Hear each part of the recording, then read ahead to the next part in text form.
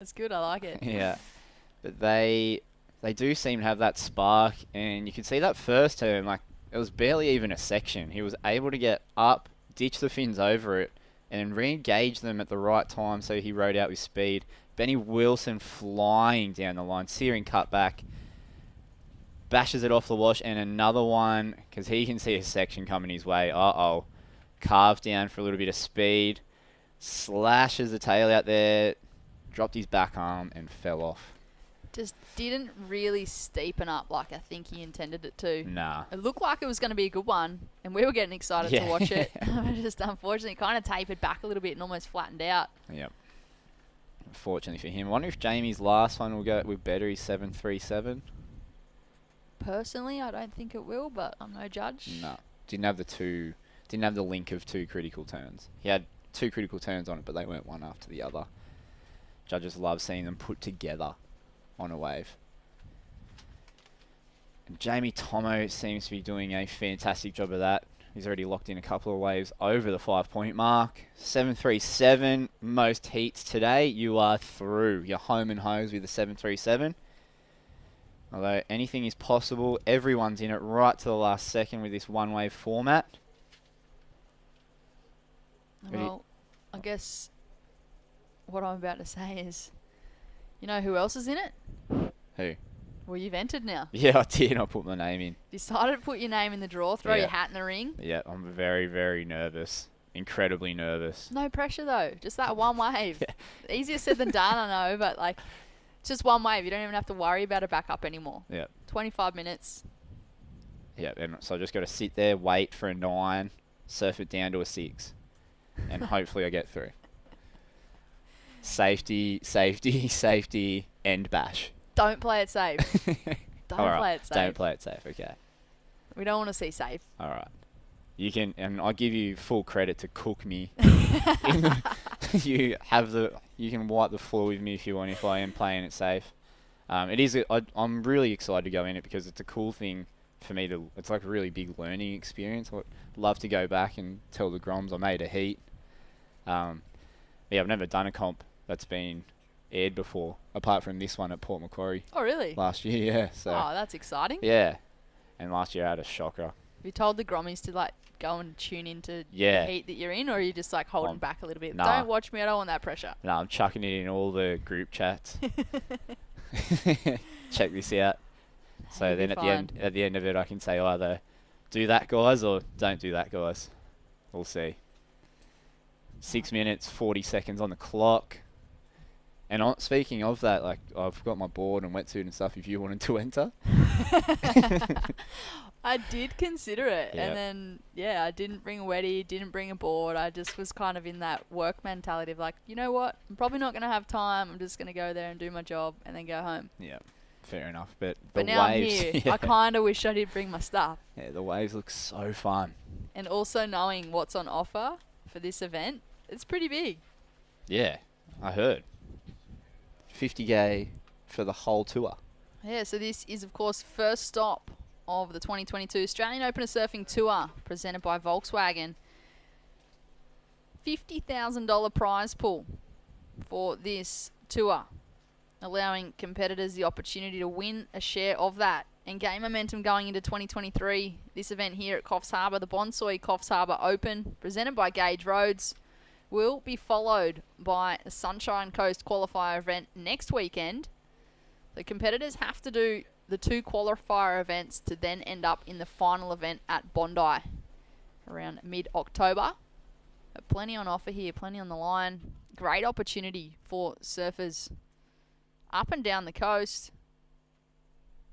and putting themselves in a position where they can win some pretty good coin, gain the bragging rights. Yeah, the glory is massive. Being a tour winner, that's pretty cool. Yeah, I won the tour. That's massive. Yeah, that could be you. Yeah, I had a conversation with one of the kids I teach actually about glory. I teach a year 3 class, and he said to me, "So what do I get if I win the public speaking competition?" I said, "A trophy." And he said, "A trophy, is that it?" I said, "Oh, but you get the glory." He said, "So I'll be popular?" Aww. And I said, "No, mate, you get the glory." And he's a really knowing, like, he's an old soul. I think he was messing with me. He looked at me. He said, "So, everyone will love me?" Oh, what did you respond? And I said, "No, you get the glory." And he said, "So I have lots of friends." Oh. How did he go with his public speaking? Yeah, he did also. He smashed it. Just missed out on the win. But yeah, pretty lucky to be able to work in that environment. But the glory, that's what we're talking about. The glory winning the Australian Open of Surfing Tour. Plenty of cash. And I dare say it'll kickstart a 2023 QS campaign. It would. You can gain that confidence, gain that momentum, and gain some coin too. So a lot of these surfers, the financial pressures of competing, surfing is quite an expensive sport when you choose to be competitive rather than recreational. So this event really allowing athletes that opportunity to make some money and just kind of fund the first leg of their events next year. Yep. An opportunity that they wouldn't previously have been presented with. Yeah, it's so tricky at the moment trying to navigate that start of your career. They've done a fantastic thing by making it a regional qualifier, so you're not spending $50,000 traveling around the world trying to chase it. This 10 grand will allow those guys to post up, hopefully get themselves a coach, settle into nice places around the Australian East Coast, and really have a crack at it. Or you could just go to a local legend like Josh Burrows. He could put it into his coaching and whatever he's got going on here. Local firefighter. Yep. Could go back to the club. Could go anywhere. Yeah. So it's pretty awesome. Wherever it is going to go, it's definitely going towards surfing, whoever takes it out. Not bad for 2 days' work. Oh, yeah. I mean, there's a lot of work behind the scenes, though, that goes into winning events like this. And up and riding, Jamie Thompson, well, he's almost a veteran. Still so young, but just surfs with so much maturity, straight up and into the lip, just unable to ride out of that last turn there. Kind of gave him the commentator's curse, but Jamie Thompson, he's locked in a 7.37, the highest single wave of this heat so far. Heat number 5 of the men's round 1. Closely followed by Benny Wilson in the white, a 5.33. And that wave had excellent score written all over it. He just couldn't hang on. I think he got overexcited. Crazy chip in at the start. You can see he's way behind the wedge. Got his little edge in, so he had all his speed. Connected with the first section. Really long, drawn-out bottom turn just before. Hanging the fins over the second section. He knew he needed better at 7.37, so he chucked everything at it. Just didn't hang on. Way rather see that than see someone's safety. Very, very solid. Maybe that's a little bit of wisdom for myself coming up. That's exactly why I looked at you like that. Take note. Yep. Nah, you'll be fine. Back your confidence, back your ability. Yep. You're more than capable. You wouldn't have entered if you didn't. No. And 1 minute, 20 seconds on the clock. Blue needing a 5.34 to advance. Blue and yellow, actually. 5.34. Sounds doable. And it is right until the last second. Here is the Mad Mex minute. Mad Mex, great supporters of Australian surfing youth. I know they support one of my favourite surfers on the planet, Huey Vaughan. Also Willow Hardy from WA. Very, very exciting young talents. I hadn't actually heard of Willow Hardy before I saw the Fresh Fuel for Life video of her on Instagram. Whoa. She absolutely rips. She certainly does. Next Proper. level. Here we go. We've got some action in the water. Benny Wilson holding off fellow competitors with 25 seconds on the clock. A little hung up on the section. I feel like this might have been more of a defensive play. And what a play indeed, because that one had 3 big sections for him. Blue on the one behind, knows he needs a score. Huge section, throws everything at it. Rides out cleanly, just got a little bit stuck behind it so he didn't get up to that last one. That's it. That's all she wrote for round 1, heat 5. Send you to an ad break.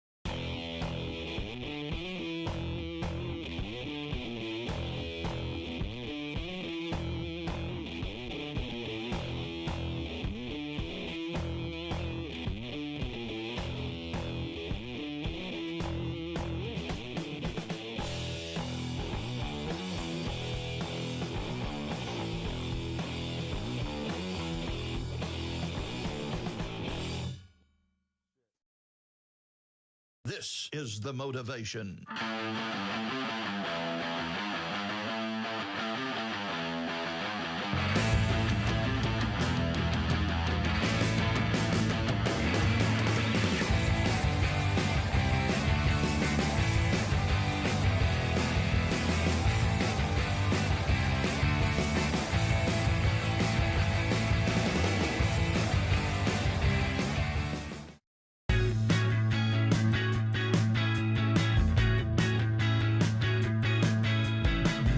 Coopers Surf Australia since 1969. Visit coopersboardstore.com.au.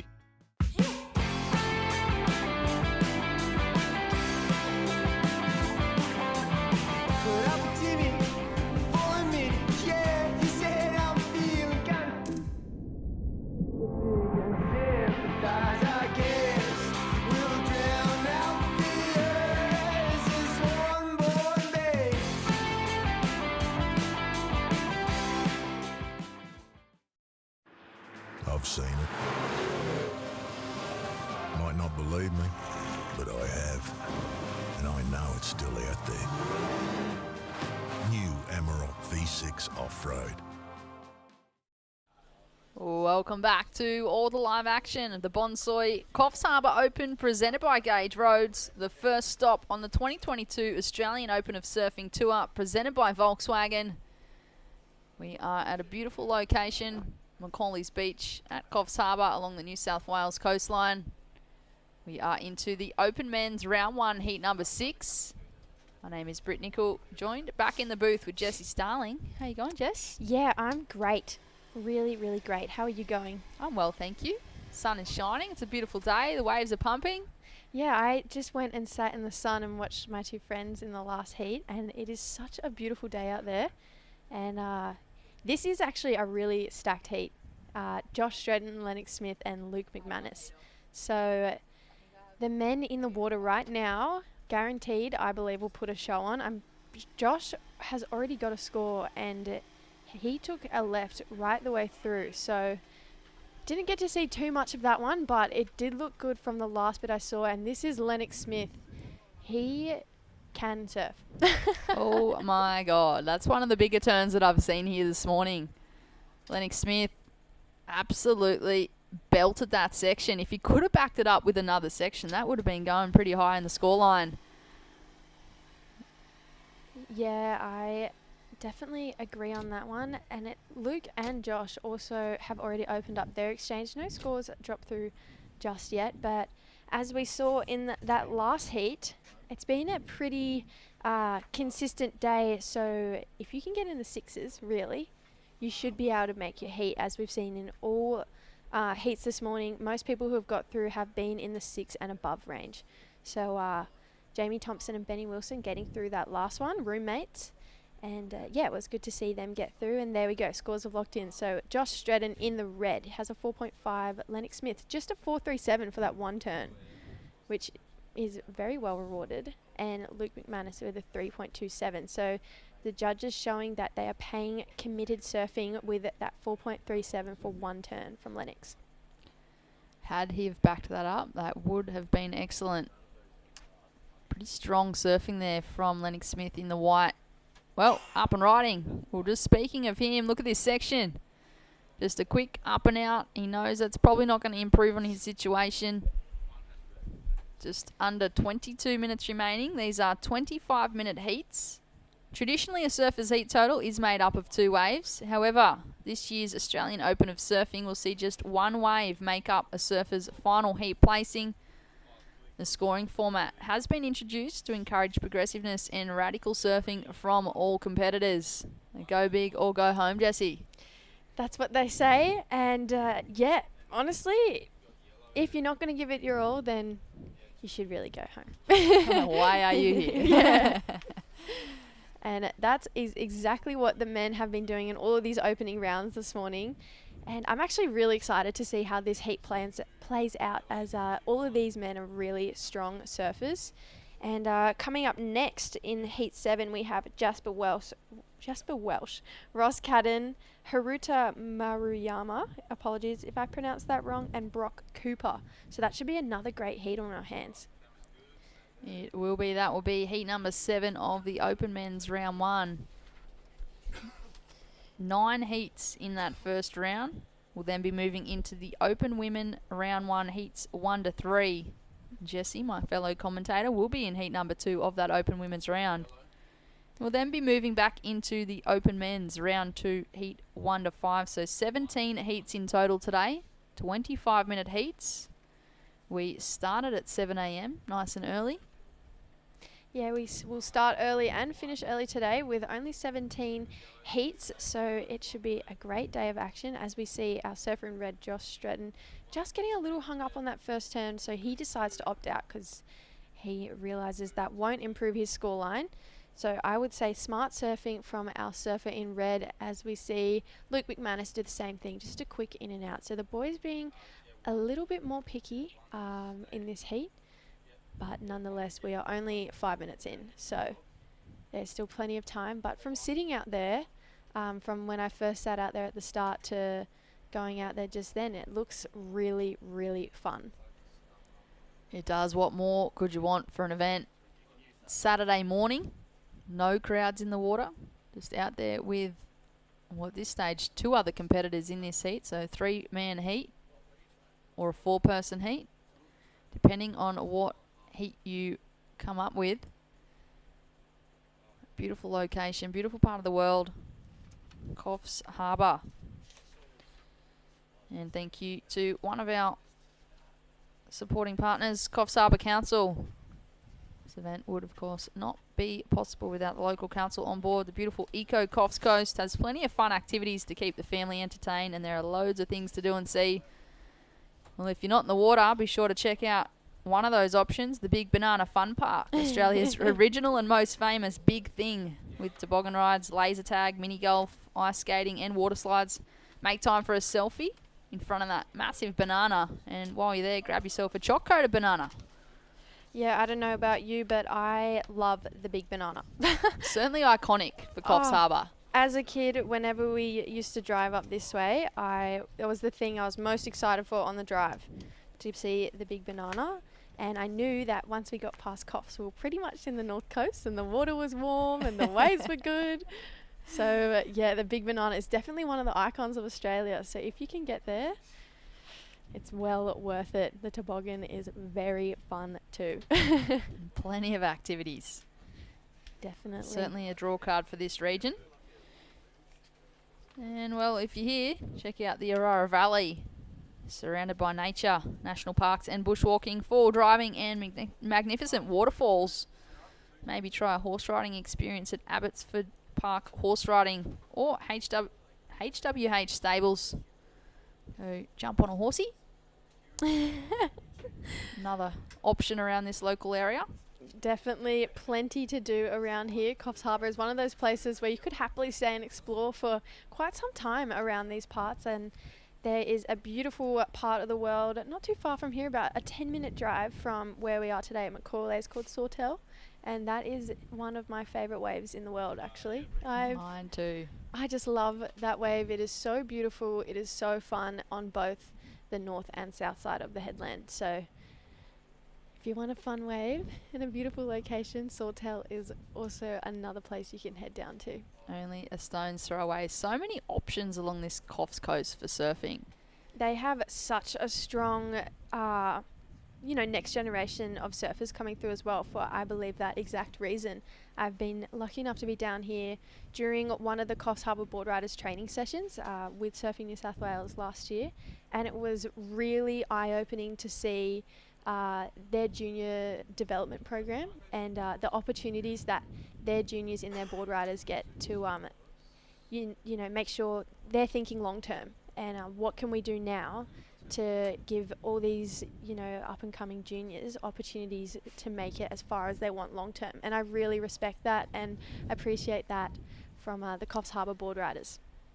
Yeah, if you're a board riders club or looking to set one up, Coffs Harbour Board Riders are definitely the club that you want to emulate. They're one of the most successful in the state, if not the country. Just the way they set up their development programs, the way they run their initiatives. They support their competitors as well when they're going away and competing, and just great to see that local support and that hometown support as well. We did have a couple of competitors bow out in that last heat. But yeah, Coffs Harbour Board Riders do an amazing job. Yeah, honestly, I was taken back by the junior development program they had, and I felt really honoured that I could be a part of it for that day. And it was myself, my sister True, and her boyfriend Micah, and Surfing New South Wales legend Adam Seminaro. we all got to come down and hang out with the Grums for the afternoon and the coaches and just see what they were doing. And yeah, I'm from North Narrabeen, and we went back to the club and said we need something like this. And now Narrabeen have emulated something like that for their juniors. So I think it's really progressive what Coffs Harbour is doing for their juniors. Yeah, they are.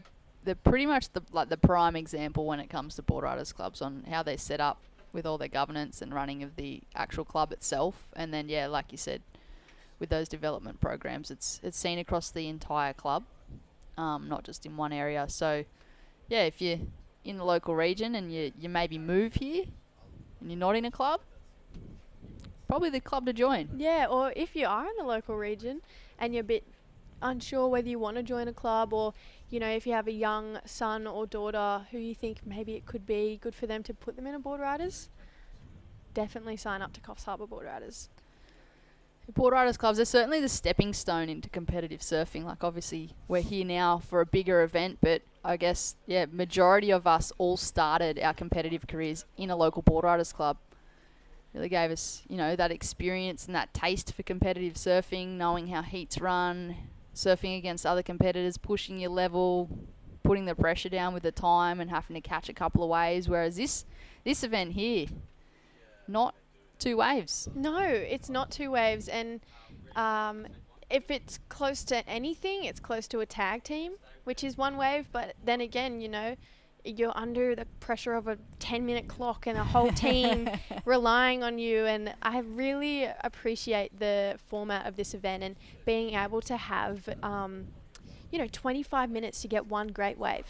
And I think that is, honestly, I think that is amazing. It also takes the pressure off having to, get two good waves. And yes, that is the sport and that is what your job has to be in 90% of events. But to have a 1% of events like this, it's a great opportunity and a great learning ground for all the competitors surfing in it today. So I think it's more of an event where you can really push yourself and see how far you can push your surfing within a 25-minute heat, knowing that you only need one good wave. I think with previous formats too, with the two-wave total, is a lot of the time you can see a competitor get one really good scoring wave and then they end up bowing out of the heat because they haven't been able to back it up with a second option. So to have an event like this where they're literally only focused on that one strong scoring wave really allows those surfers the opportunity to open up and just go to town. And here we go, surfer in white, Lennox Smith. Nobody's really run away with this heat so far. Highest single wave of this heat, a 4.5 from Josh Stretton in the red. So still anybody's game out there. Yellow, what's he got for us? Luke McManus on his back end. Ooh, just coming away from his board with that one. There's no real wind today to push it back under his feet. So maybe the wrong maneuver choice for Luke. But he just, as we touched on, he just gave it his all on that wave. And because he has 25 minutes to do that, only needing one score, he can take those risks. And I think it's fun. It's exciting to be able to take those kind of risks in heats because, you have to play the game in two-wave heats. Do I sit and wait or, do I use my priority or not? Where in this, it's only one wave. So the only way they're going to improve their lineup is to improve their score that they've got now. So I love it. I'm excited about the whole day. I've had a great day so far. So, but no, as you said, no one's really run away with this heat. So hopefully the boys can start to open up with the rest of this heat. I did notice that the bank has moved into shore a little bit more from the last time I was out there. So, it looks more like a rip bowl now. So should be really fun. Here we go, up and riding, surfer in red on his backhand, hard off the lip, Josh Stretton. Just unfortunately getting a little caught on the heels and unable to ride out of that turn. Arm went back, weight went back. He is in first place with a 4.5, just over 11 minutes remaining. Open men's, round one, heat number 6. I feel like if one of these men can tune in and listen to the scores and tune in to see that it is a low-scoring heat right now, if one of them can even tone their surfing back a little bit and just finish a wave, I think they'll find that they'll probably be set to get through this heat. As we see, Lennox Smith just floats up and over that first turn. There we go. Gets a turn in, a beautiful wrapping carve, and he's going to take this one through to the inside and potentially get one final maneuver. He opts out of that one. So there we go. He's completed a wave, and hopefully that goes into his top score. Hello, Luke McManus up and riding, carves into the pocket, and not much else on offer there. Thank you to our fellow commentator, Luke, bringing in the water, keeping us hydrated. I've had 2 coffees and no brekkie so far this morning, so I feel like this water's going to do me some good. 10 minutes on the clock, heat number 6. We have the Volkswagen Wave replay on screen.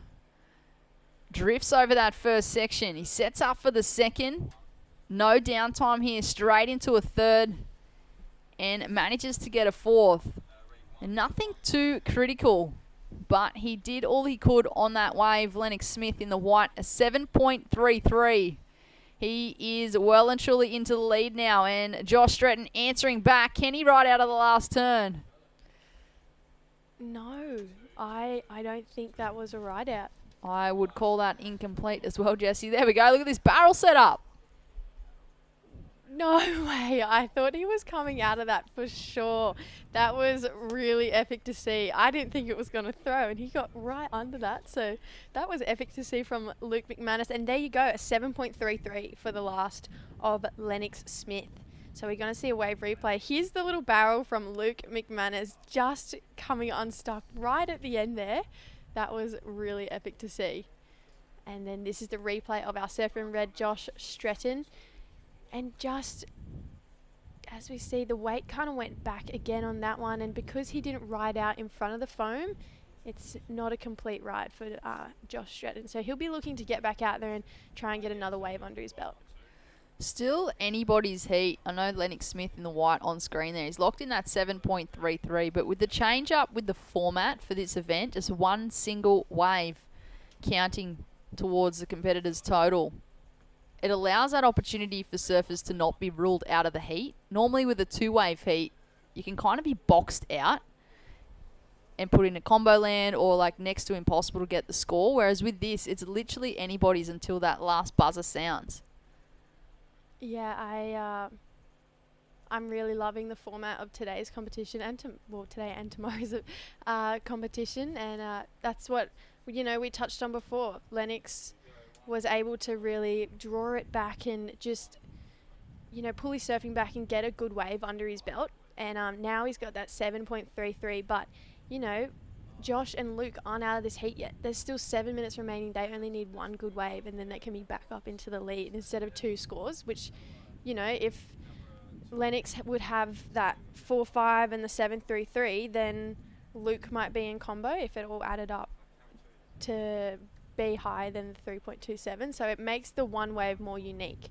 So you're not as stressed, be like, I need 2 good waves. Like, he doesn't need that. He only needs 1. Highly achievable, especially in these conditions. This is certainly contestable out here. Conditions have improved throughout the day. Nice day here at Coffs Harbour. We are at Macaulay's Beach, right in the corner of that little headland. Predominantly a left, but there is also a little right as well. There is, and the right has an opportunity for an inside section as well. So it's just whether you want to roll the dice on the rights or lefts. I personally think the lefts offer more scoring right now. That might change on the tide. It might turn into a right rip bowl and the left might not come into play. But I'm hoping it stays in play all day. The lefts have been really fun to watch this morning. So there is still 3 heats in the men's draw left before we get into the open women's. And it should be a great 3 heats to round out the opening round for the men. With this single wave format, it's intriguing to watch the strategies of athletes as to whether or not they go out there and just go big, and potentially maybe overcook it, or the other strategy where you take off, you maybe kind of milk one for what it is, play it a little bit safer, and then look for something and go bigger. So it's interesting to see the strategy between competitors, because there has been a couple that they've had good scoring waves, but they've kind of just played it that little bit safe first and they've progressed through. Whereas there's been a couple of others that have gone big and maybe drifted too far or blown the tail out too much, and they've been knocked because they haven't actually been able to complete a wave properly. Yeah, and it's just the game. It's really. I personally am a build a house person. You know, get the good score down. Be like, okay, I've got that score. Now I'll try and push more. But with the one wave format, yeah, I guess you have that more of an opportunity to go big or go home, like we talked about. And I think if you have a high hit rate of being able to go big, then definitely go big. But if you're 15 minutes into the heat and you only have ones because you're throwing these huge turns down but not riding out, you should probably change your plan just a little bit and just do what Lennox did. You go, you know what, I'm just going to get one in the bank. And that worked off for him. He's in the lead with a 7-3-3 and just got another great wave. So I think Lennox maybe went out with the plan of go big or go home, and then now he's shifted to just get a score under my belt. It has certainly paid off so far for Lennox Smith in the white. We have the Volkswagen replay on screen. Bit of a set-up turn there. It steepens up here. Gets vertical and straight up into a third turn. He got so vert for that last section. There wasn't really much on offer. But he turned something into nothing. Nothing into something. Just getting my tongue twisted. Oh, yeah. It's easy to do that. I never have 2 coffees, and I've had 2 coffees because I've been up since 4. And I feel like I'm bouncing around the walls at the moment. Yeah, I agree with you on that one. I've had 2 coffees and I haven't eaten breakfast this morning. And got a cup of water in front of me. But yeah, it'll keep us going. Exactly. With surfing like this, though, it's pretty easy to stay excited and positive throughout the whole day. So Lennox improves his score with that last wave just slightly. So he had a 7.33. It's gone up to a 7.6 from that last wave of our surfer in white. Josh Stretton still sitting in second with his opening ride, which was a 4.5, and Luke McManus hasn't locked down another wave yet. So he's got a 3.27. And 3 minutes to go. There's plenty of waves out there, so I can guarantee that we might see another shake-up and a change of scores. I feel like Lennox is sitting pretty comfortable with 3 minutes to go, but it is a very close battle between red and yellow, Josh and Luke. As we see a good-looking left coming through. Here goes our surfer in red, Josh Stretton. So sets up this first one with just a carving maneuver. He's looking for the double up inside section, but that wave just had a ripple through that whole wave, so it wasn't really ever going to stand up for him. So he'll be looking to get back out there and try to find another opportunity. Josh is a great surfer from the Newcastle region, but only 2 weeks ago relocated up to the Gold Coast with his lovely girlfriend Jess. All gravitating north. It's the place to be. You did it. Everyone else is doing it. It Yep. is the place to be. And, well, I can't complain about that one. I live in that local area, and home is always home. I feel like there's no place like it. It is a beautiful part of the world. At the same time, it is getting a little crowded. It is. And you know what? I moved up in the middle of COVID, like right before Sydney went into that 3-month lockdown last year. So my first 6 months of living in Cabarita were quiet. Like, there was no one there. I was like, wow, this is epic. And then now school holidays, I'm like, whoa, this is busy. This is not so hidden anymore. Yeah. And we see Josh just finishing off his first 3-turn wave. So he was looking for that, I feel like, from the get-go. He's looking to improve on a 4.5. He got 3 turns in, but it looks like maybe he's not happy with those 3 turns. So I feel like he wants to just get one big banger in the bank. As we see the wave replay of this one. So great first turn from Josh into a second one, and then this one kind of runs out to sea, so it's hard for him to really go hard on that last turn. Just a bit of a foam climb, but dare I say that will improve his score. He was only looking to improve on a 4.5, and there it is, a 7.07. I feel as though that was off the strength of that first critical manoeuvre from the surfer in red, Josh Stretton. So in second place, but he has made it a lot harder for third. Luke McManus in the yellow be chasing a 7.07 or better, because this is a single wave format. Just one wave, one score. Well, they can catch as many waves as they want, but only one wave will count. And here we go. Mad Max Minute, the surfer in yellow up and riding. Carves into the pocket. Will it steepen up on this inside section with 30 seconds? It's not going to be the one that he's looking for. Open men's round 1, heat number 6. Lennox Smith in the white in first place.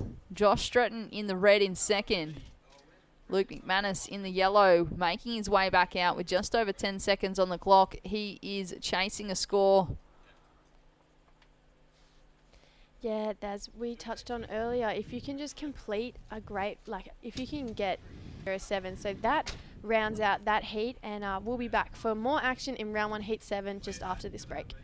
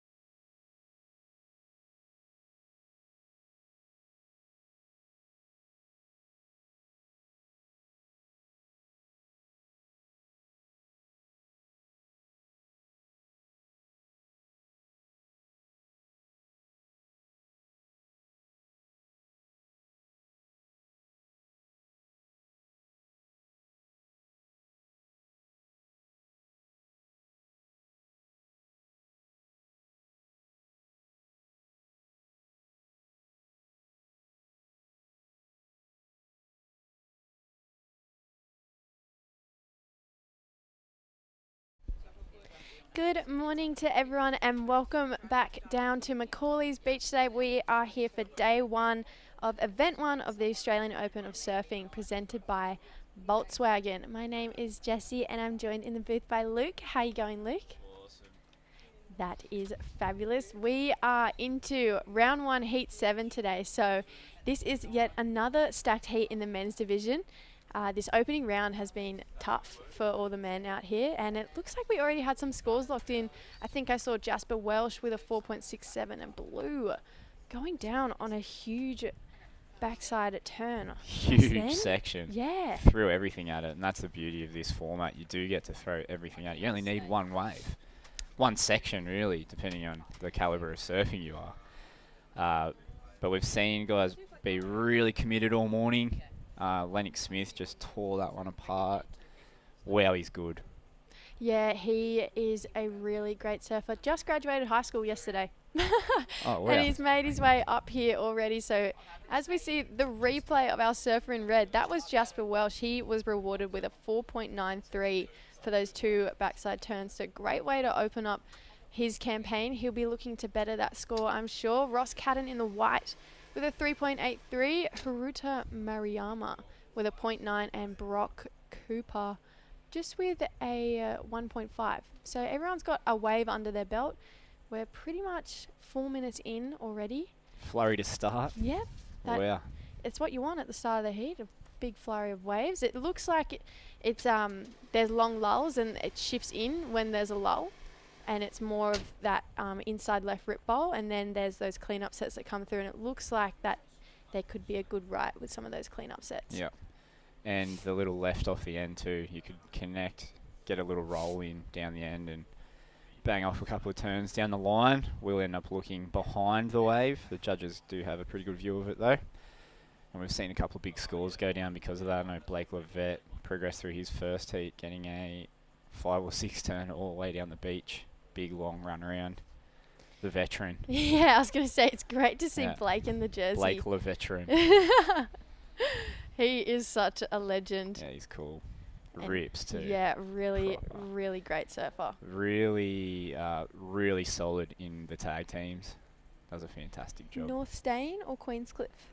I couldn't tell. I They're all, believe it's North Stain.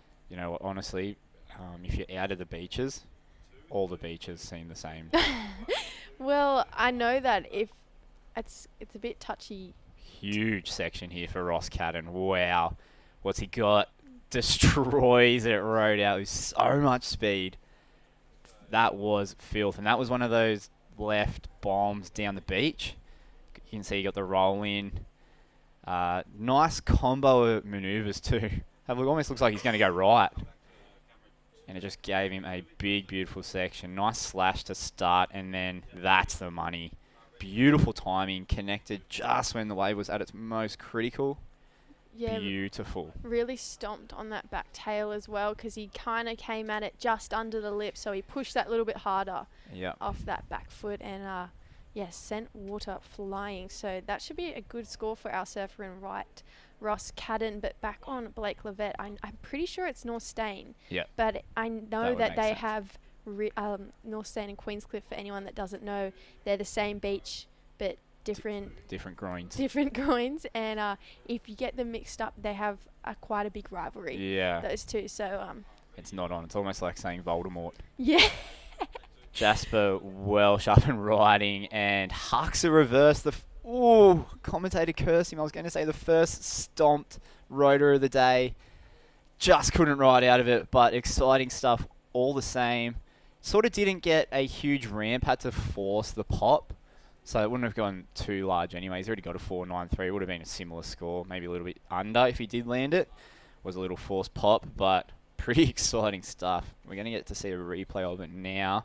Let's have a look. He only needs one section, plenty of board speed, and Hucks hopes just maybe was a little bit forward when he came down. You do need to be forward for those, but I feel like maybe he let go of his commitment to that turn maybe a half beat too early. Yep. So at the end, he's just dug his nose in where he probably should have just got low and made sure he got that ride out. yeah, But Jasper, he's probably one of the tallest guys in this event. I'm not sure if you know Jasper, but he is a giant. yeah, He makes me feel so small. I'm not the tallest person in the world anyway. you and me both. But he's got a really solid air game, and he trains with Dylan Moffat, and he's just consistently, his airs have consistently gotten better. Yep. Here he goes again. He's going to get another opportunity to show us, wow, this looks like it's going to be a big ramp for him. Heaps of speed. And again, has to force it. Didn't quite throw him out to the flats like he hoped. This is pretty cool, though. He's just going to get opportunity after opportunity. Look, you can see there's another ramp right there. But He's actually taken advantage of that right root bowl for the first kind of time we've seen in the last few heats. A lot of the men have been sticking to those lefts, but he's seen potential in those rights, and he's decided to take advantage of them. yeah, it is a point of difference. He can go above the lip, where majority of these guys in this heat do like sticking to the wave. Both beautiful parts of surfing. Will we see you go above the Oh lip? no way. Very strictly on the face. Same. Yeah. Not to a lack of trying. I try pretty hard. I'm just completely incapable of it. I reckon if you get a 7, you should just start punting Start doing airs. airs.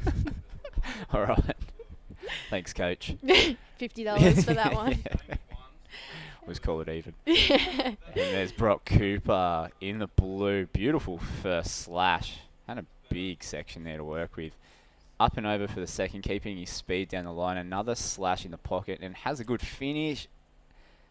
Ooh, the up and over, the weightlessness on that float was beautiful. If he had landed that, that was classy. That was really, really beautiful backhand surfing. That last floater, the way he just trimmed across the top, that was epic. Yeah, But just get the came extra, on stop. get the extra little shakedown. Yeah. A little, it's like a jazz hand, isn't it? Yep, pretty much. When you're dancing, put a little bit of a rock and roll float on your backhand. That's a pretty tricky thing. Oh. End up coming down with your back foot first. Yeah. Beautiful. We're going to get to see it again. Awesome. First section's lovely.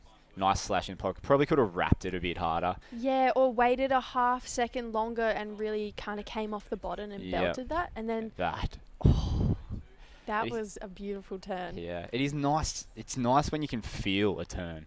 You can feel all that weightlessness, all that speed.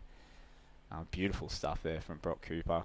You can see, he's definitely got a nice backhand on him. Yeah, he's shown us that he is definitely well and truly in this heat. It is still a low-scoring affair, so hopefully he can get out there, get himself another one of those good-looking lefts and stick that last turn, and I think he'll find himself up in that 1 and 2 position if he can do that.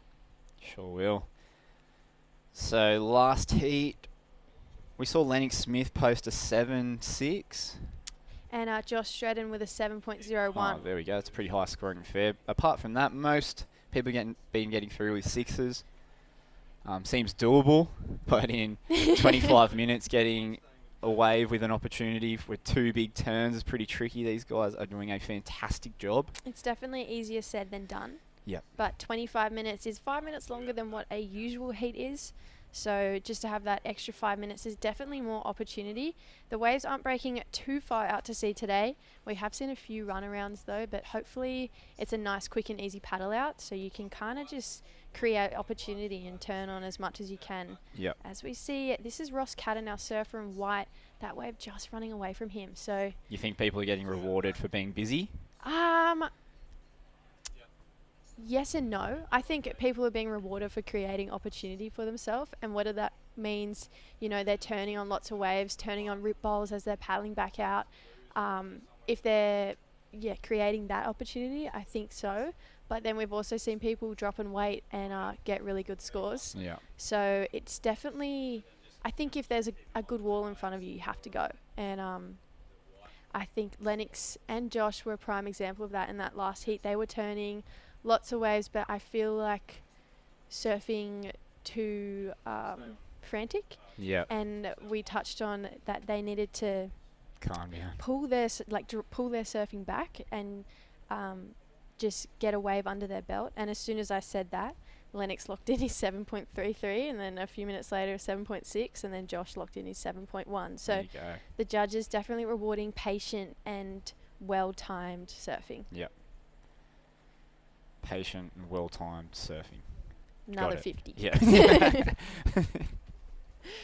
So with just under 13 minutes remaining, Jasper is still sitting out in the lead with that 4.9 for the opening 2-turn left that he got. Ross Cadden, he locked in a 4.67 for that last wave. So I believe that was the check turn into the big finishing turn. Yeah. Pretty much one turn. Yeah, pretty much. And then Brock Cooper with the 3.97 for that last one. So if he had have rode out of that last turn, I have a feeling he would be in number 1 right now. Yeah. Yeah, definitely would have added 2 points to it. And then Haruta Maruyama. Sorry.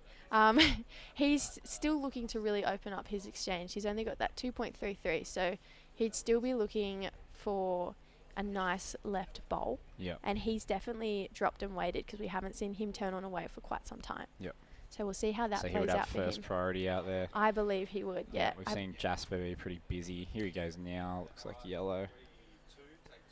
Going right. Just couldn't get over that little bump in the wave. I think the warble off the north corner pushed him back off. He was on the wrong side of the wedge there. Thinking with the whitewash rolling in, it'd be an easy little chip in, but that wedge proving pretty tricky. Fin ditch there from Jasper Welsh. He's going for it. You can do that if you're in the lead, although you do have a 4.93. So yeah, I'd be looking to build on that before. Yeah. But I mean, it is exciting surfing, so it's exciting for us to watch. All but right. for those who don't know as well, so with Haruta paddling for that last wave and we decided it looked like he would have had first priority because he paddled for that wave and didn't get onto the wave. He would now be in third priority as Jasper just caught a wave. So this means that he has third choice of the next wave.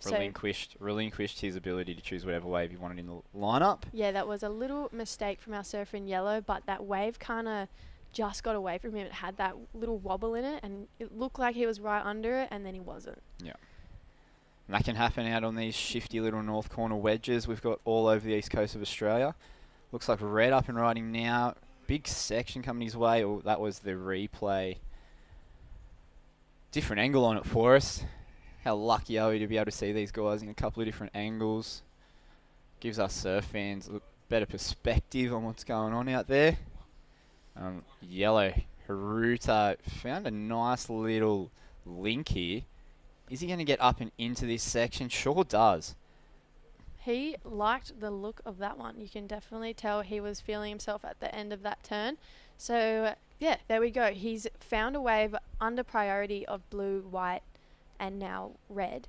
And I would be pretty happy to find a wave like that under priority. Yep. 2 great backhand turns. So he's only looking to get a 4.68 to get into the top 2. So what are you calling on that? I don't know if they were strong enough and close enough together. First turn was nice, got a little hung up, and this one, he just didn't have that much speed going at it, so it was like a half-face bottom turn. Clicked to lip nicely, but yeah, it was pretty horizontal. I don't think it's in that same ballpark as the 4.67 we saw that one turn from Ross Cadden. That was pretty destructive. Yeah, came in just under 4.53, which I think is really fair judging. Yeah. From our judges down on the beach there. And if you're Ross Cadden, you're thinking a 4.67 for one turn. What's going to happen if I get 2 of them? Thinking you beauty. Yeah. Give me a wave with 2 of those sections. I'll be right. I would say that he would probably have first priority right now, and he's definitely playing the waiting game. Yeah. And if I was Ross, yeah, I'd be feeling pretty good about myself. If I can get a 4.67 for one turn, then I'm going to find myself a left where I can get 2. Or right. If I got a 4.67 for one turn, I'd probably call my mum and tell her. Come in. Yeah. I'd be pretty happy with that. Yeah, so not long remaining. Oh, Jasper looking at that one and opting out of it. Jasper loves the sets and the bigger waves to do bigger turns, as he is one of the taller guys. And here's a big section coming his way. Just didn't pull the trigger on that. You can see these rights starting to bowl back at the corner now. There was like 3 or 4 of them in that set. That one providing 3 opportunities for turns, and another one behind it. Dreamy little. I thought it was going to turn into an alley right closer to the wall, but it's a little bit down the beach. This one, you can see with the sets breaking through from out the back. Yeah, it'd be interesting to see with the tide change. I believe the tide's going low. If it shifts more onto that right, or whether this left rip bowl will stay in play. Yeah, I hope it's the left. Yeah, same. I really hope it's the left. They're such dreamy little... When they do stand up on that inside bank, they are dreamy little bowls. I feel like it's the mid-size ones as well. They look like they're holding up that little bit nicer, where the sets almost look like they're breaking out to sea. Yeah. But the mid-size ones are bending back at you, and that's the perfect type of wave. Especially when you're back in. Yeah. Here we go. Jasper's found himself a mid-size one now. Nice bottom turn. Did get in the pocket there, but not how he'd hoped. The second one was the money. 2 beautiful turns. Or 2 turns. One speedy jam in the pocket and another explosive end turn. Pretty exciting stuff. Here's a replay. You can see he just punched that one. Went a little bit wonky on him, but this one, absolute lip bash.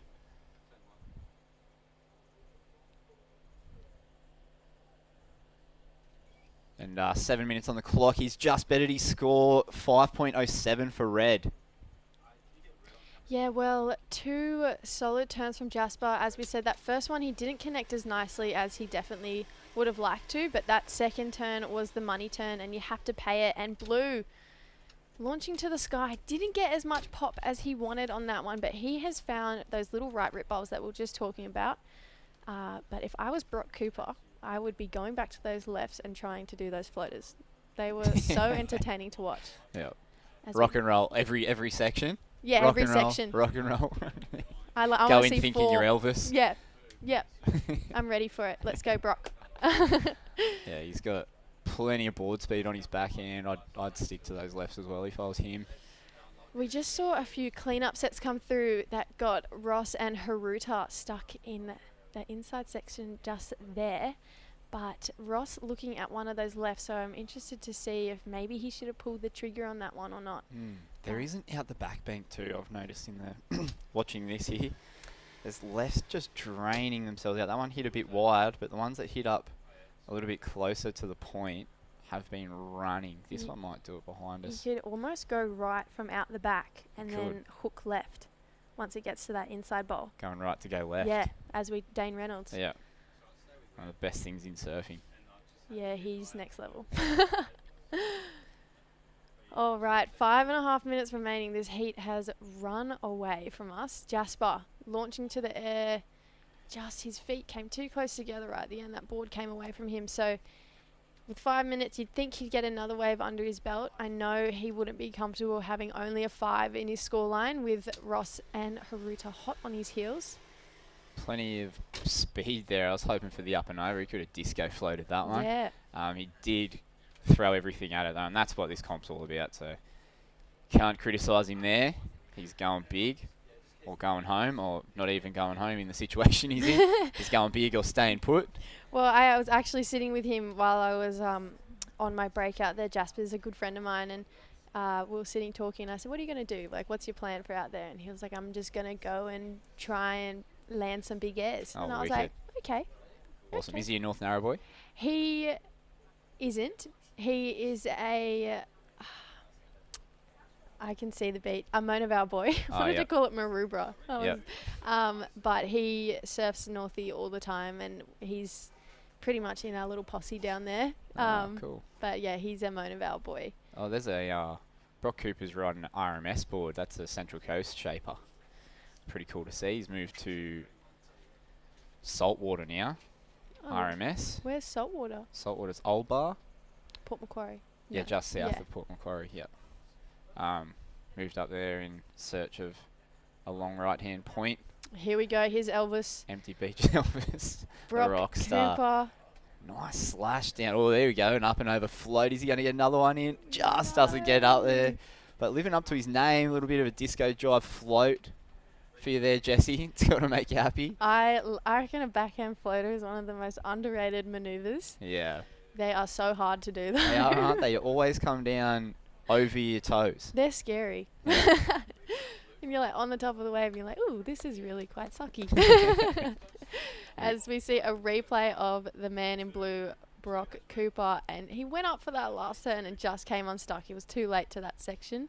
But yeah, great wave from Brock. I'm not sure if it'll put him into the top 2 as we see Jasper coming off a wave as well. So 3 minutes remaining, so the clock is ticking down. And this is when you can get to be a little frantic in heats, but it's important to remember to stay calm.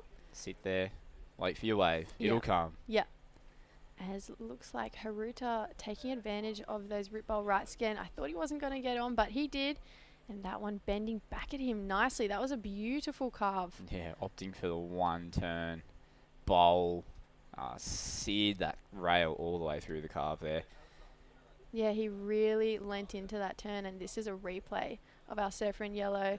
Beautifully timed turn. That was a really nice carve. Sure was. It was unlucky he didn't get another section to lay into again. Yeah. Because I feel like that probably would have put him up a little bit more. But I'm not sure if that one turn's going to do it, as we saw Brock Cooper go down the line. Yeah, your man Elvis. Here he goes. Looks like he was bashing down the line. He likes the feeling of that one. Yep. So that'd be cool. If we could get the replay of that one, that'd be unreal. 2 minutes on the clock. I wonder if it is going to go upwards of a 4.67. Ross Cadden's definitely got priority out there.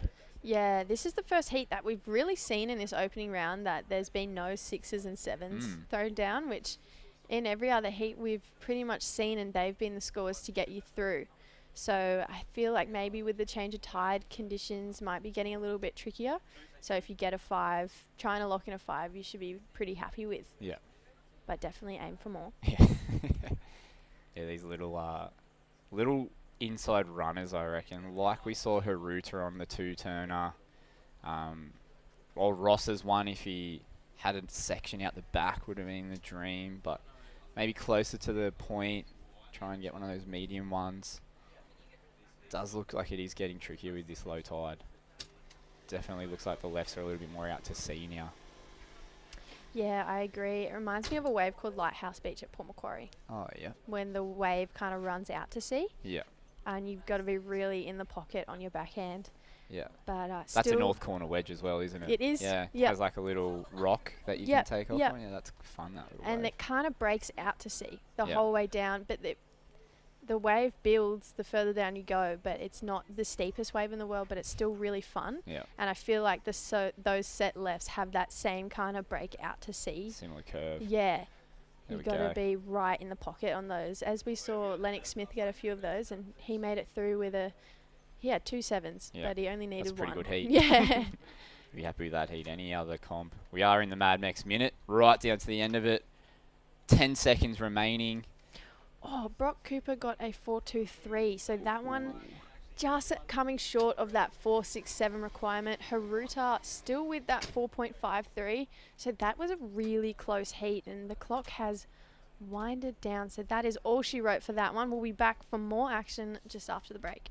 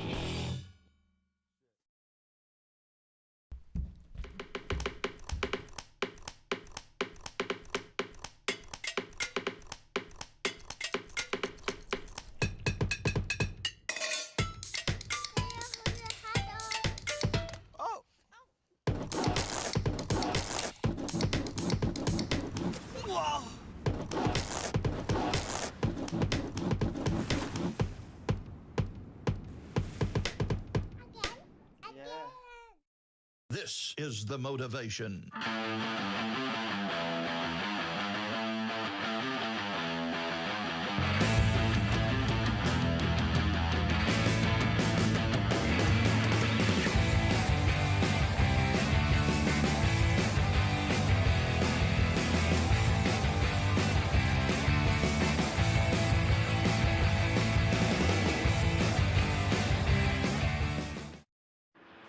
I've seen it. Might not believe me, but I have. And I know it's still out there. New Amarok V6 Off-Road.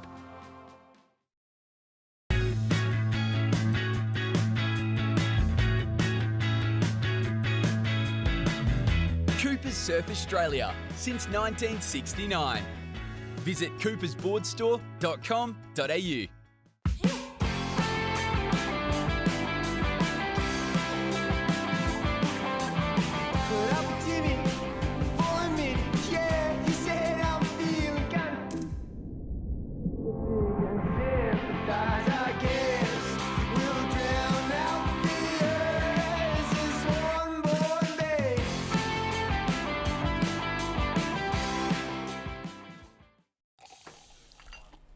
Hello everyone, and welcome back to round 1, heat 8 of the Australian Open of Surfing, presented by Volkswagen down here at Macaulay's Beach today. My name is Jessie Starling, and I am joined in the booth by my good friend Seamus. How you going, Seamus? I'm great, thanks Jessie. That's good. What a day it's been so far, hey? Ah, it's been really exciting and fun to watch. This is my first comp I've been to where it's been the one wave Format? It was heat total. And it's been really fun to watch, actually. It's a beautiful day down here at Macaulay's Beach. We're up in the northern corner. We are indeed. Northern. I was like, wait. And the waves look really fun. So we've got 2 heats left, and then we go into the Open Women's as we see what looked like a great first turn from our surfer in the red. That was Dom Thomas. So in this heat we have Dom Thomas, Kion Falvey, Tyler Eichen, and Jack Clark. Do you know any of those names? I've seen Kine surf a couple of the AOSs previously, and I know he can put up big scores.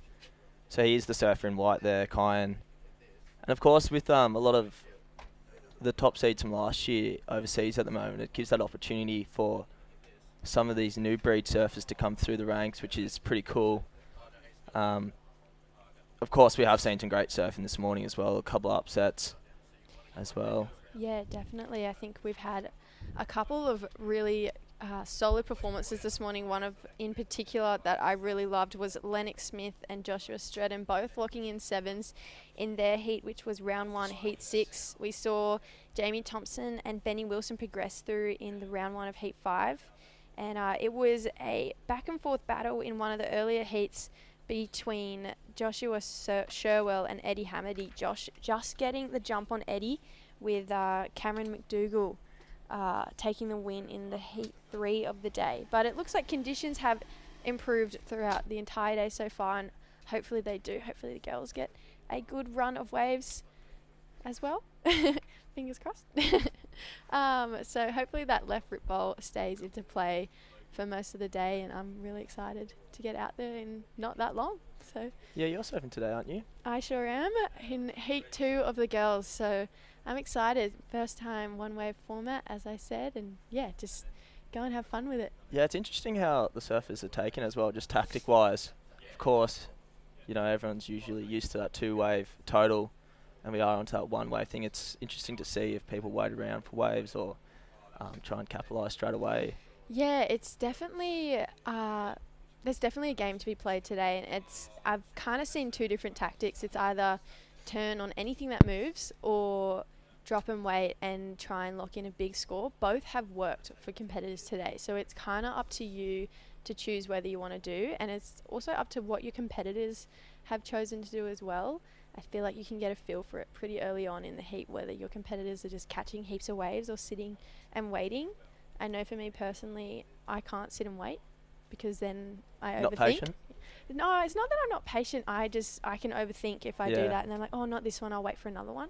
Where it's like, I feel like if the more waves you catch, the more waves you catch, right? Yeah. So that's rhythm, and that's what the ocean is about, Yeah. in my personal opinion. As we see, what looks like is going to be a good little left-hander for our surfer in yellow, Tyler. So great first turn off the top. Oh, just too much speed and kind of back slaps coming Yeah. off that wave. So hopefully he's like, oh, he's not happy with that one.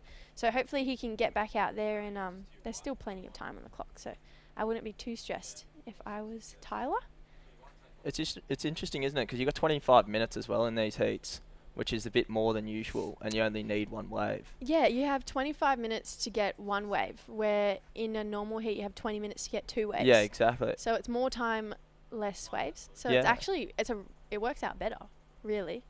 And that was a great wave from our surfer in blue. That is Jack Clark, who I personally haven't seen in the jersey yet before. So it's cool to see some new names Yeah, definitely. throw themselves into the ring. And I've seen Dom Thomas a few times, probably more in those junior events.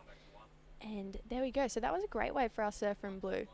No real scores locked in yet, so I'll be interested to see how that one comes in for Jack, which I'm pretty sure he already had a 4 in his lineup. So I'll be interested to see if that goes higher or not. Well, there was only really the one major manoeuvre at the end there where he was able to coil off the bottom and hit that end section.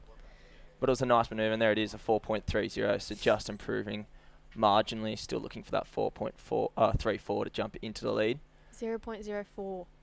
So That was all it was. So maybe a little bit of extra push for the surfer in blue on his next one. It might get him that little bit of extra points that he needs. As we see red Dom Thomas, great first turn straight into another beautiful maneuver, and he's looking for one more, and he's got a good little inside section.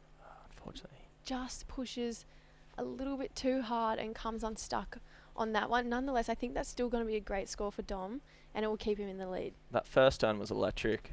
Yeah, and And you that could see by just how much spray was displaced off the back there. So an Definitely excellent agree. first manoeuvre. Unfortunately, he just got a bit boggy on that second turn where he was trying to chase it, get back out in front, and then I think that just put him off. That third turn, unfortunately, just came off on the toe edge.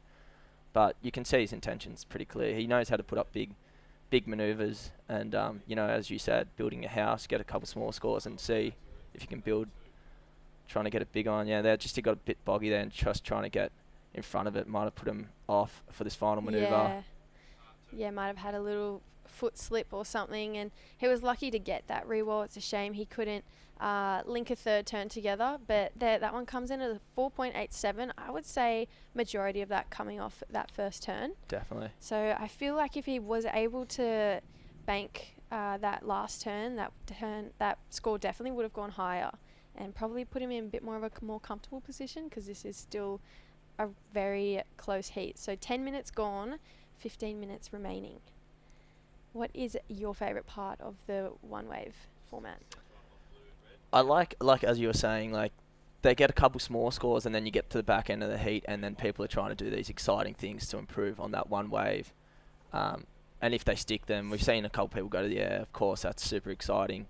But big manoeuvres, the judges love them going from top to bottom and transitioning through those turns. If you can link two big back end turns on the left or forehand turns, you're nearly guaranteed a good score. So seeing them just build throughout the heat, because it is an extended period, 25 minutes, they have time to build and get used to the conditions out here at the north corner of Macaulay. Of course, this is the first stop, isn't it, of the AOS. We will be heading to Sunshine Coast. Sunshine Coast next, up your neck of the woods. Yeah, next week. I'm actually pretty much perfectly in the middle of two events. I drove down this morning because it's only about 2 hours to get here. And then, the Sunny Coast is about 2.5 hours up the coast, depending on traffic. Yeah. Brisbane is quite scary when it is full of traffic, personally, I find. So, but I'm excited. Hopefully we get some good waves, and I haven't spent much time up at the Sunny Coast, so I'm excited to get up there.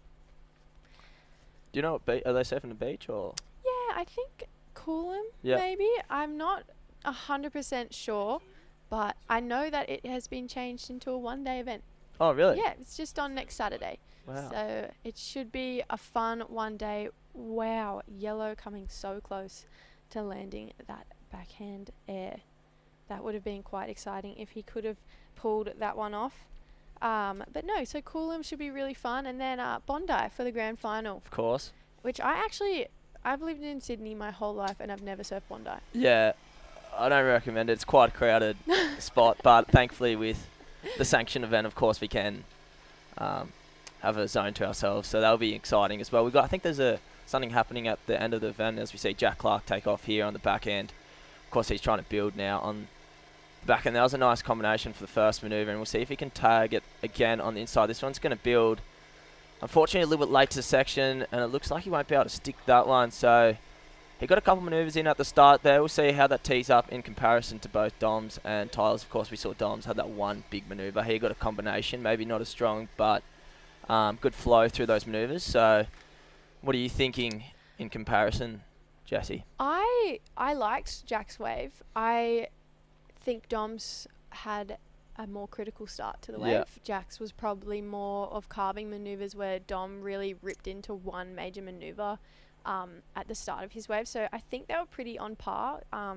Jack obviously came incomplete right at the end there, but he landed 3 pretty good turns where Dom really only got that one good one in. And we see a huge end section turn from Surfer in Yellow. So sorry. Commentator's curse, my fault. He's just came unstuck at the end of that one, but he is showcasing that he's a really talented surfer, and if he can get the right opportunity, Yeah, exactly. he'll definitely be able. Here we go. Look at this section. Oh, he went over. Just struggling with that end section, it looks like. All 3 of them falling off on that final manoeuvre. Yeah, if someone can stick that end section, I think that's when we'll see the scores go up into the 6s and 7s range, which has been the score, like it's been the number that you've had to get through heats today. Pretty much every single heat, first and second, have got through on 6s or 7s. So they're obviously quite high scores, and there has to be really great surfing put down to be able to get those scores. But I think if you can aim for a 6, then you should be pretty comfortable to get through. And it's that point of differentiation at the moment. Like, no one's really stuck that final manoeuvre in this heat so far, and they're still getting pretty substantial scores, the 487, 4.3. So you'd be looking at, in the 6 range or 7 range if you stuck a big end manoeuvre on a critical section.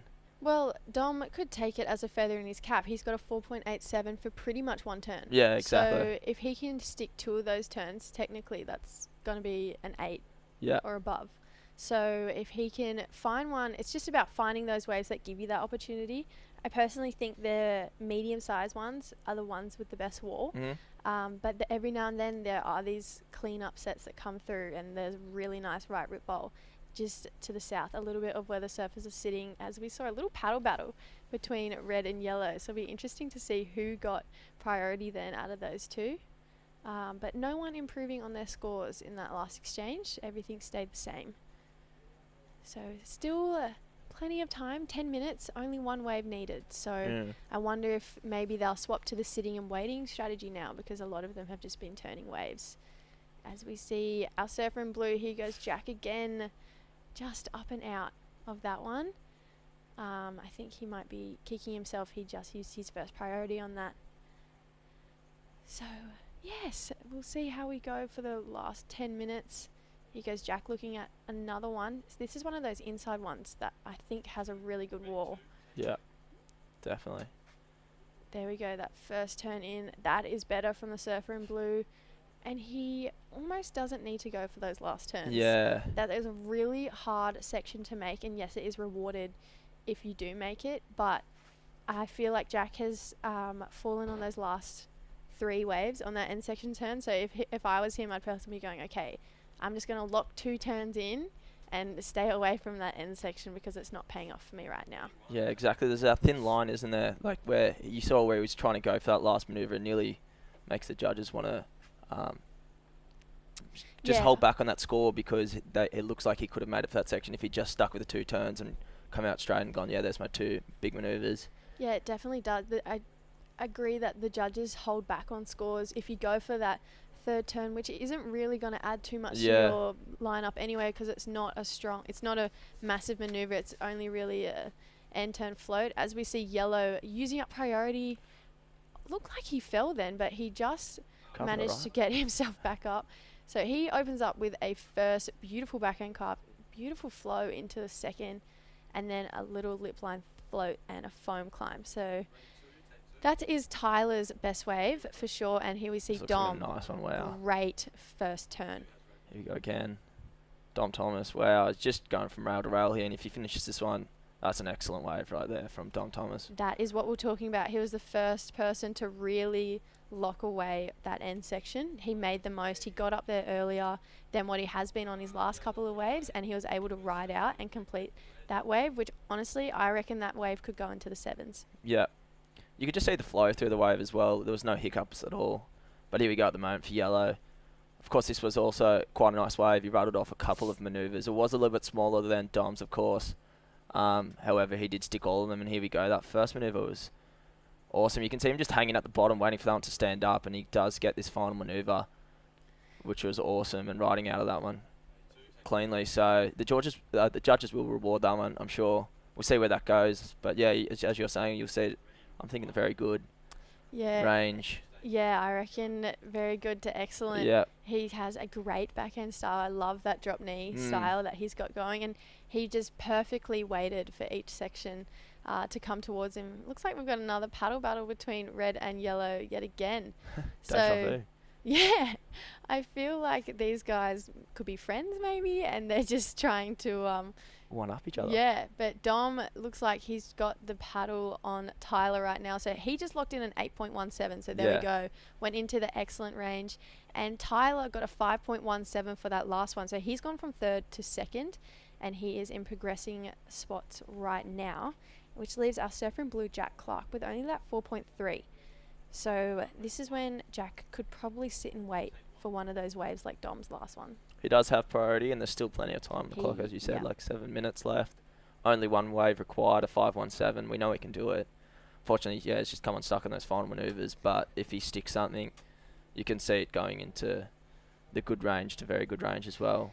Yeah, he's definitely a talented surfer, and 7 minutes remaining. He's in a good spot. He's got good first priority, and he's sitting right on that bank. So it looks like he'd be sitting and waiting now because he has been turning a lot of waves. So this is the longest we probably haven't seen Jack on a wave. So I'm quite excited to see what he does in these next 7 minutes, whether we'll see a shake up in the leaderboard again or not. But yeah, we go into the final heat of the day or the round after this one. So we'll have Anata Azawa, Jack Swan, Jed Faso, and then we also have fellow commentator Luke put his name in. Yeah, he did. He threw his hat in the mix, didn't he? Yep. So That'll be interesting to see how unfold. We know he's a good surfer. yeah, So he's coming up next, and we have a little deal. the wild card. Yeah, yeah. We have a little deal. If he gets a 7, I've told him he has to go to the air on every other wave after that. So I'm hoping he gets a 7 and goes to the air. Exactly. And what do you reckon? So you've been sitting in the booth quite a bit today. What do you Yeah. reckon in comparison to watching the waves sort of on a screen to going out there and That- looking at it? So Completely different? Completely different. Yeah, it looks really far out sitting in the booth, and it looks like a completely different bank, and then you go down there, they're actually way further towards the rocks than what you think, Yeah. and it's actually quite close into the shore. So yeah, I was shocked when I went out. I was like, whoa. Well, it looks like a hard paddle out when you're watching it through the screen, but you got that rip on the northern side just to the left of the surface there, and that's just like sending everyone out straight away. So it's not that hard, and we've seen a couple runarounds as well today. Yeah. It looked like this morning it was really rippy right on the takeoff zone, and you had to kind of be in the right position to be under the waves, where now it looks like maybe that rip has subsided a little bit, and it is a bit easier to get onto the waves. As we see Dom Thomas, he paddled hard for this one, and no sections really opening up for him, but he still has the 8.17. Yeah, he's just so having fun, I think, at the moment. I actually think that could potentially be the highest heat score of the day. I think he's heard you. I reckon he'll go to the air soon. I hope so. He Yeah. actually has a really good air game, Dom Thomas. As we saw earlier, Dane Henry go to the Yeah. air. He is next level. Healy had some, unfortunately didn't stick all of them, but he was so close to a couple of his first ones, and then he did eventually stick a couple, which is so sick to see.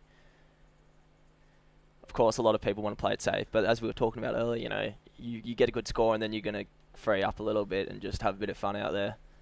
Yeah, as we see, it looks like Jack's opted to sit a little bit further out than Dom and Tyler. So maybe stuck in that rip that I just said I don't think's there anymore, but it looks like he's floated out to sea a little bit more. But there is a really nice right rip bowl that comes through pretty much where Jack's sitting, but it has to be those cleanup sets, which we saw just before. So with only 3.5 minutes remaining, it'll be interesting to find out whether another cleanup set will come through for Jack. It actually looks like he's opted for that rip bowl, the deeper rip bowl. Pushed out a bit. That one looks like it might roll straight through, but you can see it through the screen here. It looks a bit fat, those ones coming through out the back, whereas those ones, as you're saying, those medium ones, they look like they wall up much better. And you saw Dom Thomas. That was a nice medium set wave, and he just went to town on it as well. So yeah, beautiful backhand surfing from Dom, and that's all it is. yeah, really. exactly. He was patient and he timed his wave. He did his job very well.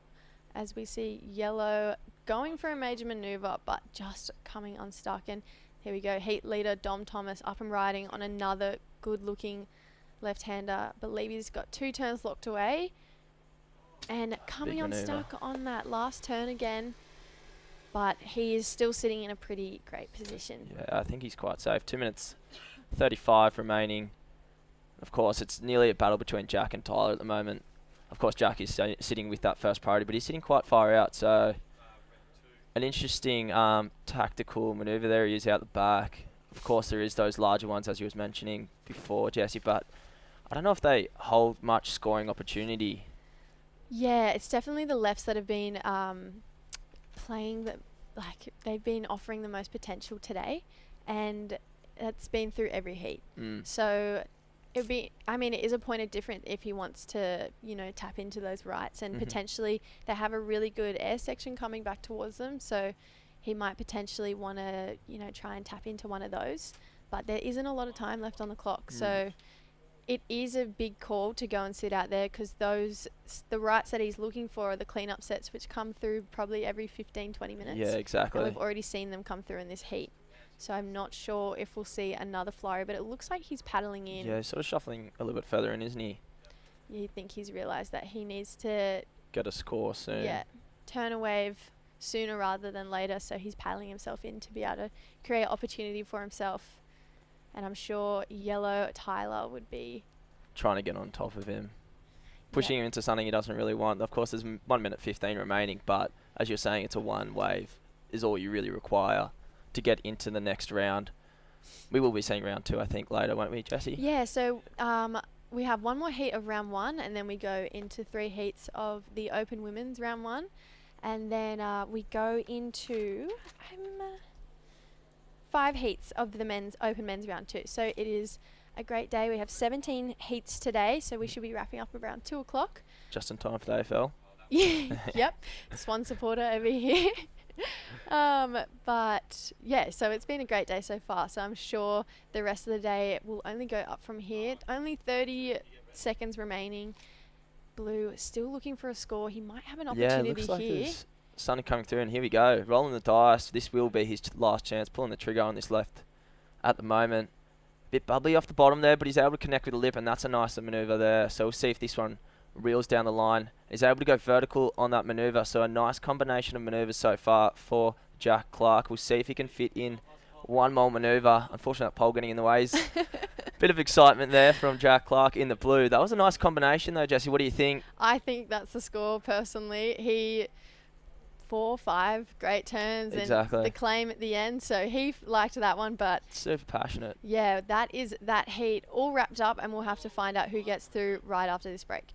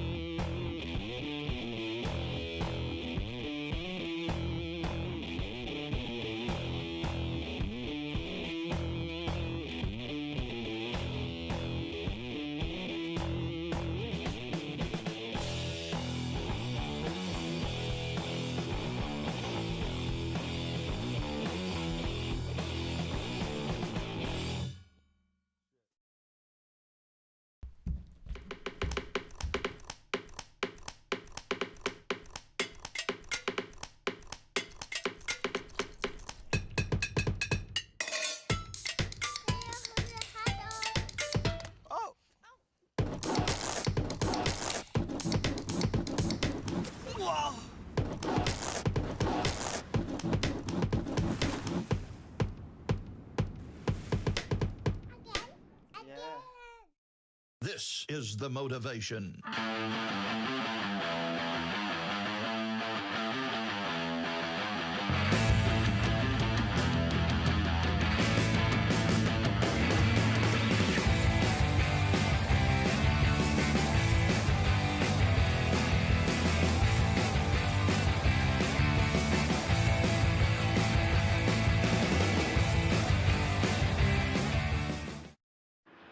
I've seen it.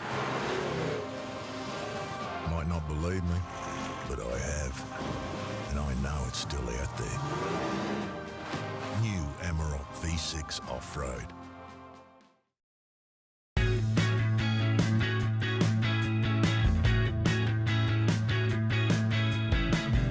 Coopers Surf Australia since 1969. Visit coopersboardstore.com.au.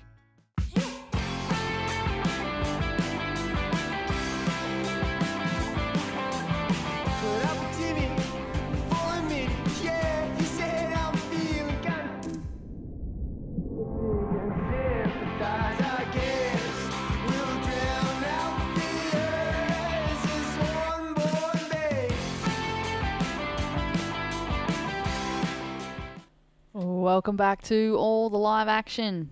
The Bonsoi Coffs Harbour Open presented by Gage Roads. This is, of course, the first stop on the 2022 Australian Open of Surfing Tour presented by Volkswagen. We are into the Open Men's Round 1 Heat number 9. My name is Britt Nicol, joined in the booth with Seamus. How you going? I'm great.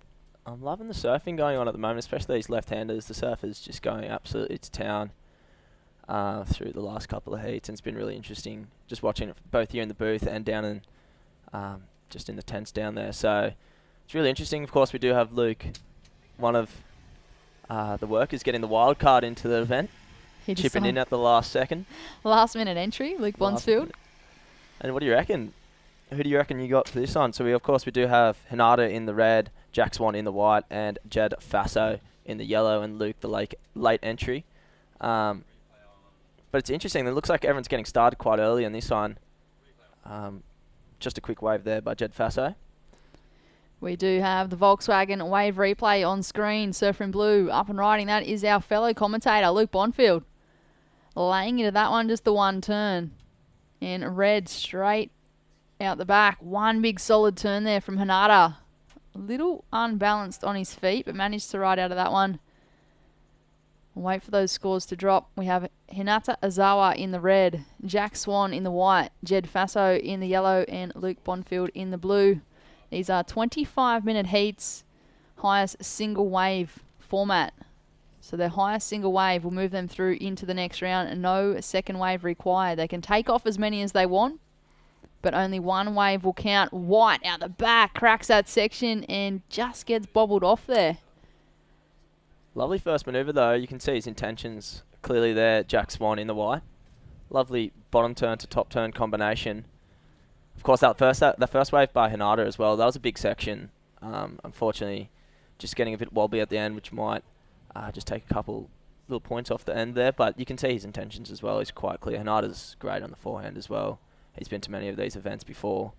And as myself and Jesse were talking about, with a lot of the large, like the top seeds from Australia sort of travelling at the moment in Challenger Series, and with borders open going to Indonesia and whatnot, that gives this opportunity for a new couple of the younger seeds to come through and have a little crack with in the AOS. Of course, this is the first one in Coffs Harbour. We're going to Sunshine Coast next. Are you heading off to Sunshine Coast, Britt? I got asked to, but I've got a bit going on, so I actually Fair enough. said no to that one.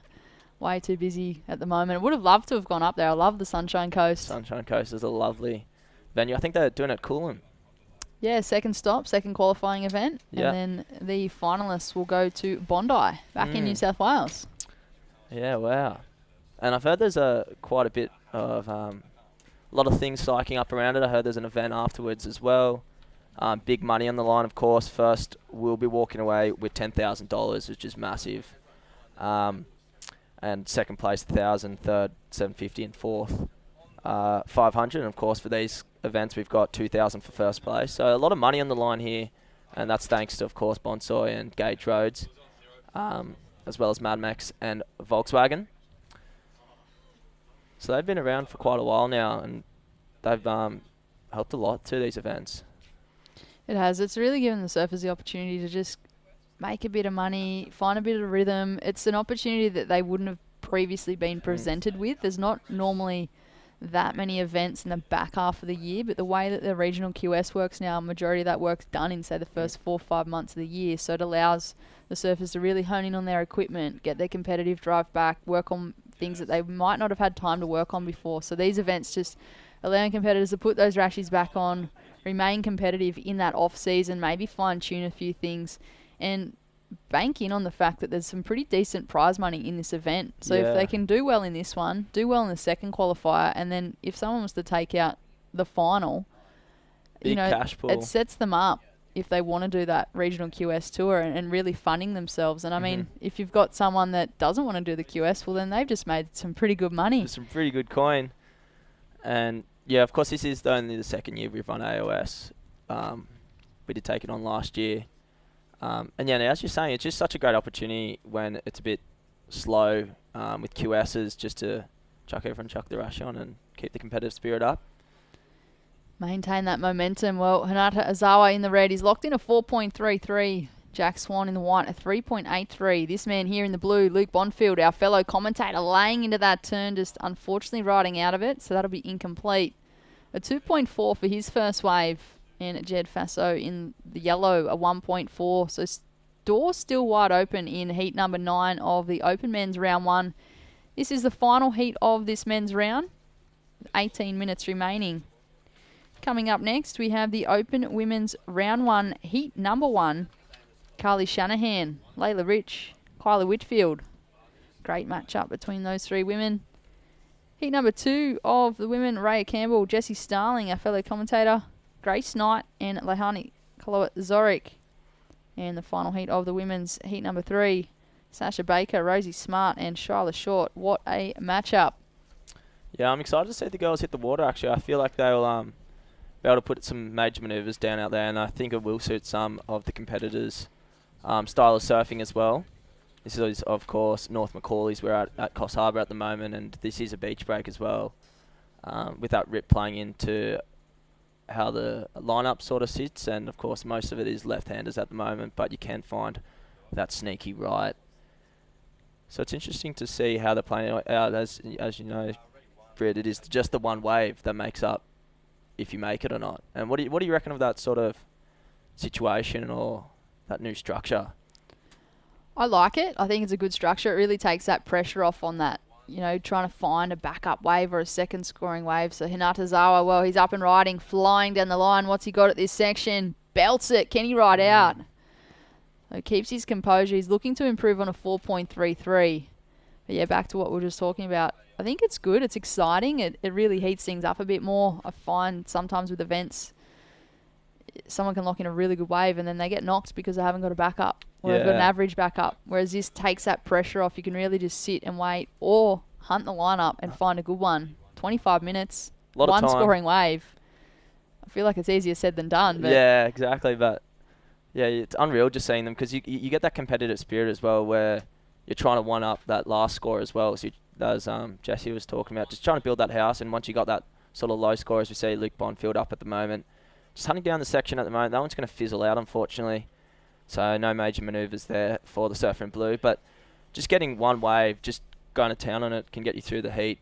And I'm excited. I'm thinking there's going to be a couple Hail Marys. We did see one in that previous heat. I think it was maybe Luke again in the blue. Sorry, Jack in the blue, Jack Clark. He waited out the back for quite a while, and there was 30 seconds left, and he got that banging left-hander and snuck through the heat. So good on him there, Surfer in Blue. So, you're never out of the game with this one wave, a structure. And with traditional events, there's normally a 2-wave heat total, and I feel like sometimes towards the back end of the heat, someone can really run away with a heat, and other competitors can be a little boxed out, left chasing 2 scores with 2 minutes to go, whereas with this one-wave structure, it's not over until that final siren sounds. Yeah, exactly right. Blue up and riding, just a quick up and over. Luke Bonfield, he'll be back in the booth in a couple of heats after this. Just under 15 minutes remaining. Still plenty of time. Paddle back out, reset, look for a good one. Most of the heats today have averaged around, say, the 6 and 7 mark for those surfers that are moving through to the next round. We did see a good score by Tom Thomas in that previous one. It was a medium set wave, and he got 3 pretty excellent manoeuvres coming through in an 817. So that was a nice breaking into that excellent range. So we know it can be done. The judges are rewarding those large manoeuvres, top to bottom surfing, and Dom Thomas putting on an absolute clinic on his backhand in that previous heat. And I dare say, Hinata and Jack Swan, Luke and Jed, they know how to tackle these conditions. So it'll be interesting to see what they do at the 14-minute mark at the back end of this heat. And that is us on screen. What's the hat that you've got on your head right now? Oh, I'm so psyched. It's an absolute action-packed day. We've got the surfing all day. We've got the Swans final tonight. Of course, the Bunnies are running out as well in the semi, so it's going to be an action-packed day. Are you an AFL fan yourself? I'm not. I'm a sports fan, so I enjoy sport, but I'm more of an NRL. NRL? Who do you go for in NRL? Oh, I don't know if I should talk about this. Not on live television. Bulldogs. I go for the Bulldogs. Oh, they were all right. They're all right. They're at the back end of the ladder, but that's okay. Maybe next year. Hang in there. Hang in there. How long have you been going for Swannies for? Just this year, or? Well, I used to play a bit with I've done a bit of I did work experience with them for a while, so I ended up training with them for a bit. Oh, how cool is that? Yeah, so I ended up getting to know a couple of them, and now they're playing, and a couple of the boys who were on my team growing up are now playing, so it's cool to see them all in the grand final. especially if signed like a year ago. This is their second year playing, so it's cool to see in the final. That is amazing. You've got that personal touch there. What kind of work experience were you doing when you went? I used to do a bit of playing through the academy, so we just got linked up and just did training with them on their training runs. Used to go out and help with kicking practice and stuff. So played a bit of kicking practice with Buddy. Always made me look really bad, but it was good to get. Or you made him look really good. Yeah, I made him look really good. Yeah, that's exactly right. I boosted his confidence. But it was really fun. But I can't believe they're in the final. So I'm super stoked to watch the surfing all day and then head down maybe to the Hoey Moey and clock in for the rest of the game at the end of the day. Have some single fins. Yeah, exactly. Gage Rhodes brew. I've always loved their brew. They're so good, and they've been getting around these events now, as we see Jed Faso up and down. Just the 1.4 there for the man in yellow. So just looking to build at the moment, just under 12 minutes. But yeah, Gage Rhodes, unreal. I'm so stoked they got around a lot of the competitions here at Surfing New South Wales. Of course, Bonsoy as well. We've got the morning brew and the afternoon brew. Perfect combo, right? The perfect combo. And then we've got Mad Mex with burritos and Mexican. We're set up. Grab your Volkswagen. Go for a Get drive. anywhere. Road trip. Road trip. Yeah, it's unreal, the sponsors that are getting around surfing at the moment. It's great to see them have a bit of an interest and stuff that we love as well. It is. And, of course, these events would not be possible without those partners on board, along with Surfing New South Wales, coming up with this initiative and really just, bringing surfing back after everything That's has kind of happened over these last few years. It's really good to just, have the events that get run at the start of the year with the Pro Surf Series, and then obviously now we're finishing the year with the Australian Open Surfing Tour. I think, it keeps competitors on their toes. It gives spectators something to watch all year round. So great to see the partners on board bringing us all that action with surfing. Yeah, definitely. And it's cool as well because, you got the QSs and that's sort of open to internationally to everyone around. But this is sort of confined to Australia. So it's a lot of friends here versing each other. So you got that friendly rivalry as well. And, of course, as it's mostly just Aussies here, we just sort of man-to-man. It's cool to see them travelling from up and down the coast and competing and trying to, go for that Australian title with Surfing New South Wales. Yeah, so this tour includes two-day qualifying events, this being the first one, and the next weekend there is one in the Sunshine Coast. And then the grand final event will be held at the famous Bondi Beach on the 15th of October. The surfers having to qualify for that event. And on screen, Jed Faso live action. Small wave, but he's going to try and milk this one for all it's got. He's only locked in a 1.4, just under 10 minutes remaining. Still anybody's heat. A top single wave so far, a 5.93 from this man here, Jack Swan on his backhand, linking this one all the way through. Nice steep section there. Straight into another turn. Can he get another one? Stunning day here at Coffs Harbour. It's good to see a bit of swell as well coming through. I think it'd be around 3-4, maybe some 4-foot sets out there, but plenty of opportunities as well. This is a nice choreographed wave here by the man in white. Of course, he is in the lead at the moment. We'll see if he improves on his situation. He was able to rattle off a nice combination of manoeuvres there, so we'll see what the judges think about that one. Do you prefer being on your backhand or like sticking to the forehand? I like both. I like my forehand because I find it more playful. There's more variety on your forehand, I feel. There is, definitely. And where I've grown up, it's normally right-hand point breaks. A few beaches around, but a lot of right-hand point breaks. Are you where are you situated at the moment? I'm along the Tweed Coast, so Yeah. far north coast of New South Wales, at Pottsville there. Not far for you to 2.5, drive from 3 hours? Yeah. Yeah, what about you? Are you still... Maryborough. Yep. In the bra. In the bra. Rattling away. So are you a Rabbitohs supporter too, or...? A lot of my friends are, which means I involuntarily have to be.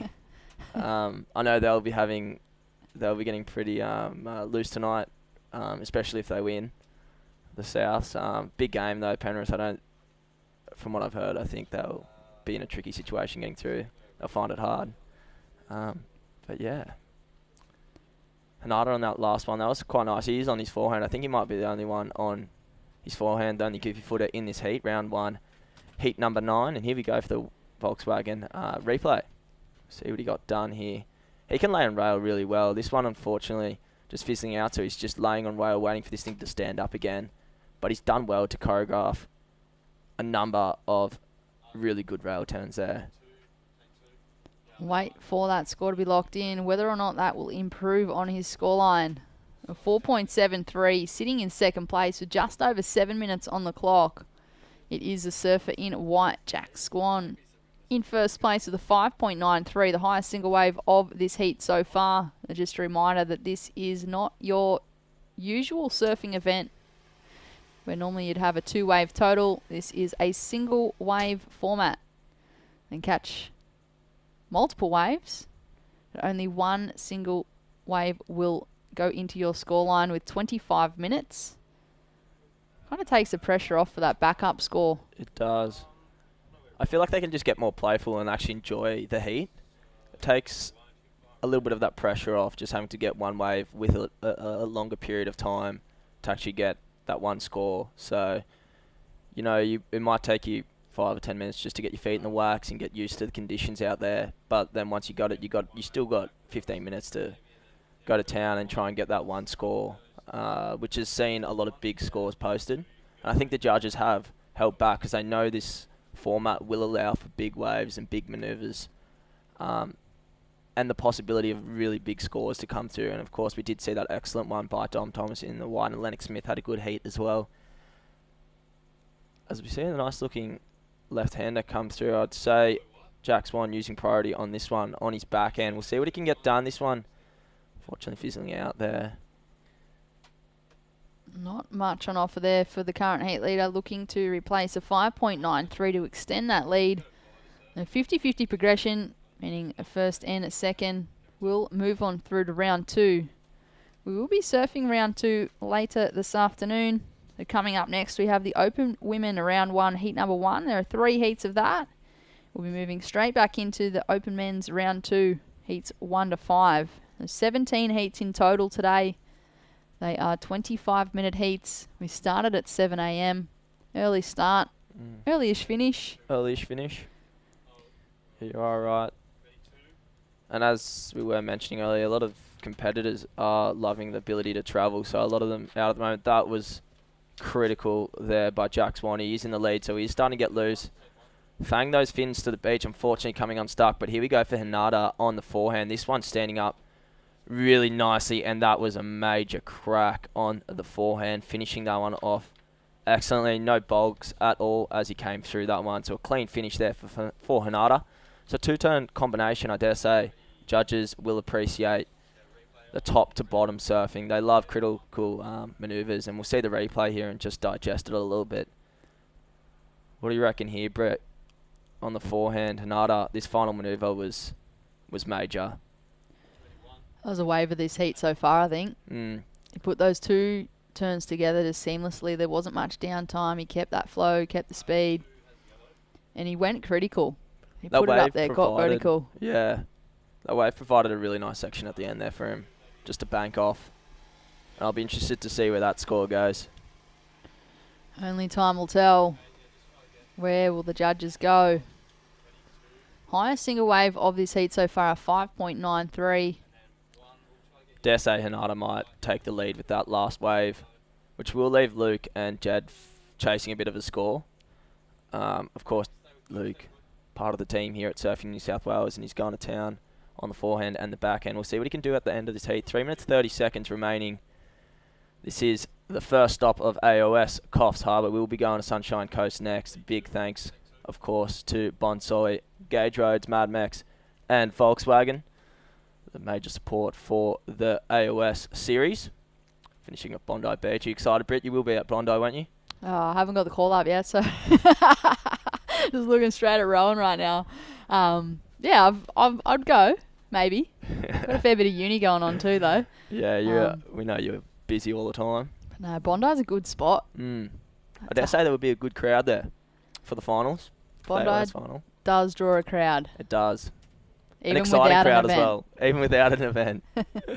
So it'll be cool to see everyone and usually we have those big events at Manly, so it'll be interesting to see a bit of differentiation on the southern side of the bridge this time. The better side of the bridge, The better right? side of the bridge. Exactly right. This has been argued many times and it's been proved through scientific research that the southern side actually is the better side. There's a few people who'd probably beg to differ on that So one. I'm a bit patriotic. But yeah, we are excited to head to Bondi for that final event. This is, of course, stop number 1 here at Coffs Harbour. Next weekend will be the Sunshine Coast. So surfers happy to surf in this one and the Sunny Coast to then qualify for that Bondi final. Yeah.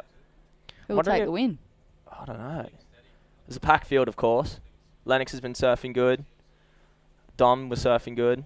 Jamie was surfing well as well this morning. So we'll see who takes it out at the Sunshine. It'll give us a good perspective and who might run away with it in Bondi. But at the moment, it's open playing field as we see Hanada up at the moment. He loves being on the forehand, of course, and that was a nice release of the tail there for the surfer in red. Looks like yellow got it up there. Jed Faso quickly. Just 1 minute 38, and there's the score for Hanada. Not the last wave, the previous of last, 8.17. So the two-wave combination we're talking about with that major critical end section manoeuvre. Judges appreciating going into the excellence range. This might have been last of yellow, unfortunately, coming unstuck on that final manoeuvre. And, of course, last of our current heat leader, just overtaking Jack Swan. Just the two manoeuvres, I dare say, won't go into that top score. But he is sitting at a comfortable position at the moment with just 1 minute remaining. He is, and just like that, you can see the difference with the single wave format as we head into the Mad Max minute. Hinata Azar was in second place. The highest single wave was a 5.93. Just off the back of that, an 8.17 took him straight into the lead, but answering back, Jack Swan in the white on his backhand. He's looking for an excellent score here. I don't think that's going to be the one that he's looking for. Will he improve on that second place spot and make things harder for third and fourth with 30 seconds? 30 seconds on the clock. We'll see if Luke gets one more opportunity as time is the enemy at the moment. We are in the Mad Max minute. Huge thanks to Mad Max. And this might be the last roll of the dice here for Luke Bonifield. We know he can go to town. We're just waiting for this one to tee up. Fortunately, just getting stuck behind the section. He is able to get to work now. We'll see what he can get done. And just coming off on the toe edge. 5 seconds remaining. I dare say that will be the end of the heat. Let's count that one down. Not the end of the day for Luke, because he's got to come back in Yeah, here he's to the gotta broadcast work. and work for the rest of the weekend, right? Of course. Lucky got out in the water for a bit. 4 people out, you can't complain. On a Saturday morning. Well, that is the end of heat number 9. The Open Men's round 1 will be moving into the Open Women's round 1 heat number 1 coming up next. Stay tuned.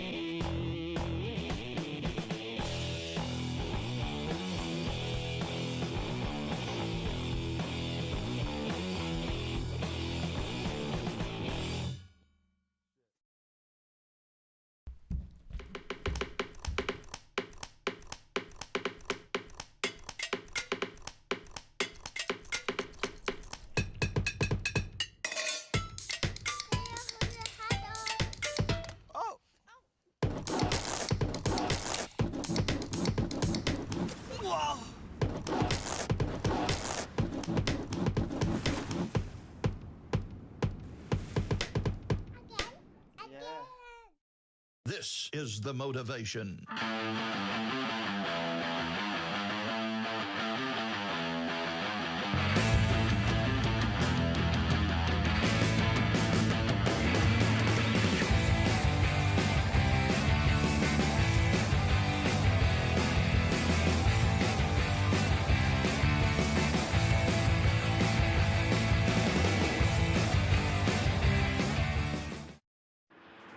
I've seen it. Might not believe me, but I have. And I know it's still out there. New Amarok V6 Off-Road.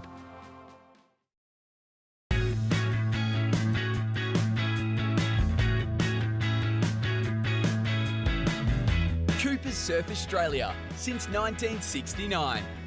Visit coopersboardstore.com.au.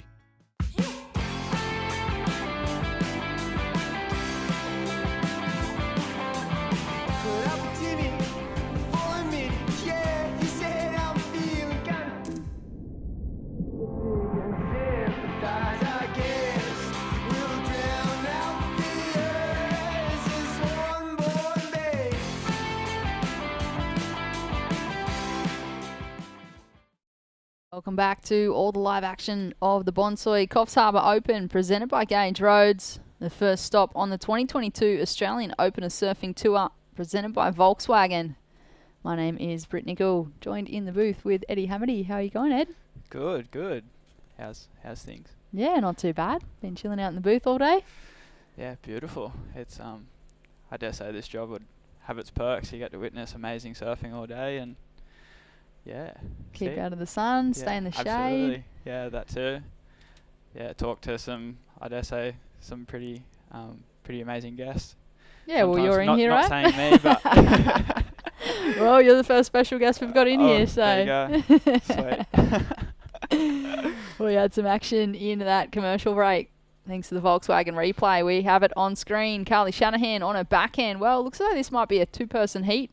Two names on the screen. Potentially a straight walkthrough, so it'll be interesting as to what is going on between these surfers here. There was a three-person heat. Looks like it might be two. Carly Shanahan originally from this area.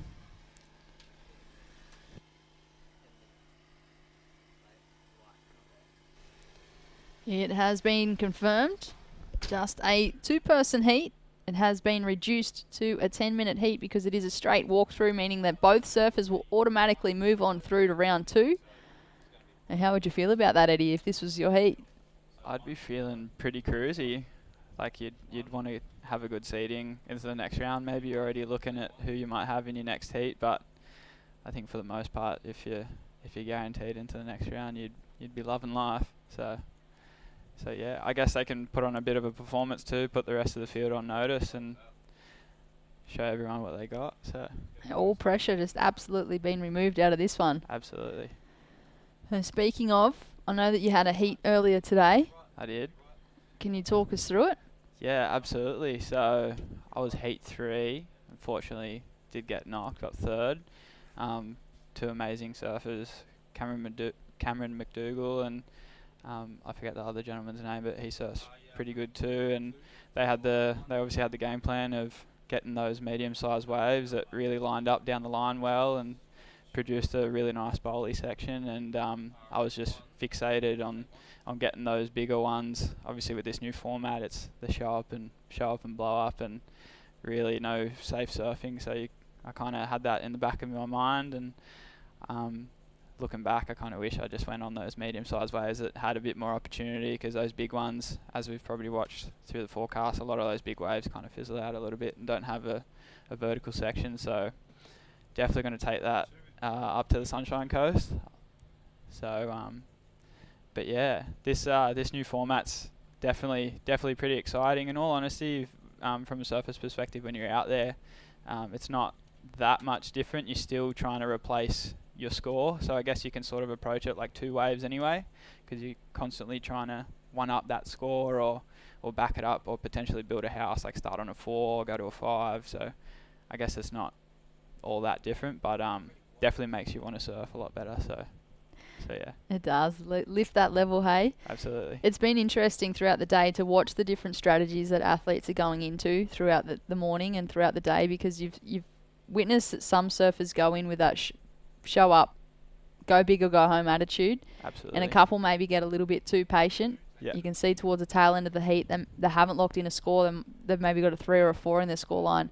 Whereas you've got the other guys that are out there, or other women out there, that have gone out with that mentality of like, okay, I need to lock one in first, Yeah. and then build on that foundation like you were just talking about. So Yeah, there's been kind of absolutely. like two different perspectives that people have been taking on it. Yeah, for sure.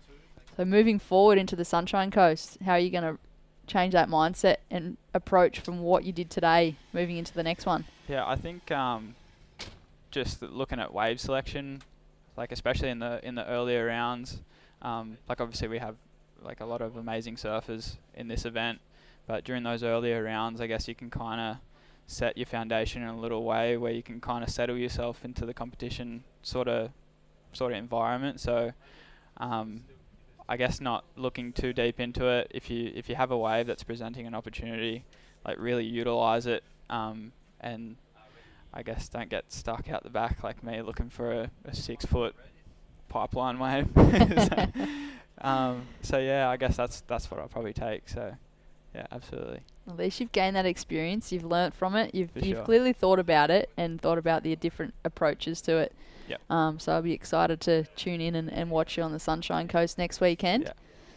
What would it mean to you then qualifying for the Bondi event? Oh, it'd be so exciting. Like you got that huge amphitheatre, especially if the sun will be out. 28-degree day. This is very optimistic at the moment with the weather we've had, but yeah, if we have a great crowd, heaps of people, a lot of money to win, I'm sure everybody's going to want some of that, so it'd be very exciting to watch for sure. It certainly will be. And well, Carly Shanahan, she's one to watch. A 7.5 for the surfer Wow. in red. With just under 7 minutes, 7.5 minutes on the clock. It is Kyla Whitfield in the yellow on screen there, just waiting for a decent wave to come through. But the pressure is completely off for these two competitors. It was meant to be a 3-person heat. Third person hasn't shown up. Now into a 2-person heat. And the time got reduced because it's an automatic walkthrough, meaning that these surfers will automatically go through to round number 2 of the Open Women's Division. This is just more like a warm-up for them. Find their groove. Yeah. Get used to the warm-up. Maybe settle down a little bit. I don't know if these ladies have been competing much lately, but if they've had a little bit of a hiatus, I guess it's a good way to get back into it. So I have a feeling Carly Shanahan's living down in Victoria now, just based off what I've witnessed on her socials over the last few months. So she's here in swimmers. She'd be happy to get the wetsuit off. Belts that last section. One big solid turn there for Carly Shanahan in the red. that was sick. That was sick. She's known for those big turns. Heap of power, heap of spray, gets vert. Something about those surfers from areas, like especially Goldie surfers and potentially people coming from like Victoria around Bells and stuff where there's heaps of right-handers. A lot of them have vicious backhands, as we're about to relive right now. Carly Shanahan on screen thanks to the Volkswagen Wave replay. She kind of waited for that section to present itself and made the most of it. So Carly, originally from the Coffs region, then moved away. She would have surfed this break here multiple times. She could surf it with her eyes closed, I'm sure. Kyla Whitfield answering back. Surfer in yellow, also an amazing young talent. Just trying to scratch into this one. Unfortunately, just wave selection, I feel, let her down on this one, Eddie. I think she was looking for that section to present a little bit nicer for her. But yeah, she definitely looks like she's trying to find her groove. Maybe one of these next ones, it'll be a nicer looking wave potentially, and she can really lay into a couple of big turns. There we go, 3.1 for Kyla Whitfield in the yellow. And Carly Shanahan in the lead in the red with a 7.5. 5 minutes on the clock. This is Open Women's Round 1, Heat number 1. Up next, Heat number 2, Ray Campbell will be in the red. Jessie Starling, our fellow commentator, in the white. I feel like Lahani might be the youngest competitor in the draw. She's only around 11 or 12. Oh wow, Quite young, but exceptional surfer. amazing. Excited to see her take to the water. Beautiful day here at Coffs Harbour, and it looks as though that concludes Women's Round 1, Heat number 1, thanks to that walkthrough. Coming up next, Heat number 2. Stay tuned. We'll be right back.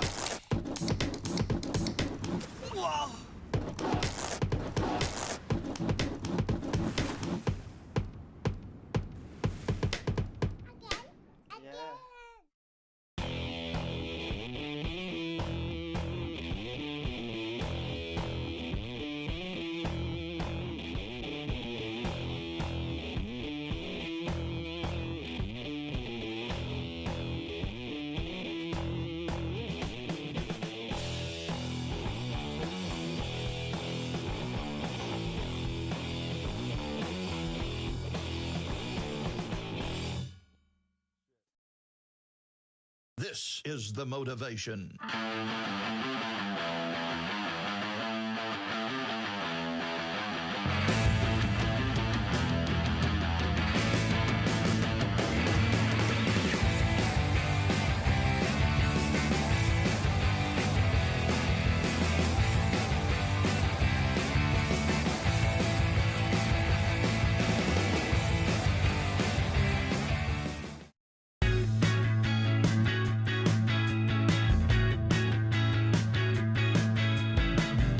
Coopers Surf Australia since 1969. Visit coopersboardstore.com.au.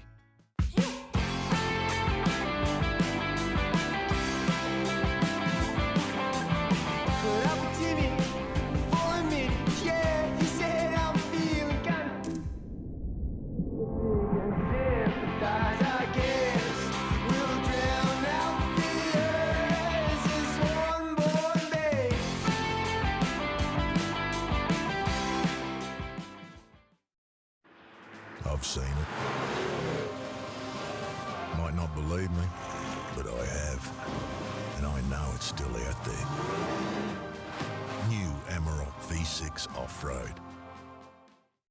Australian Open a surfing tour presented by Volkswagen.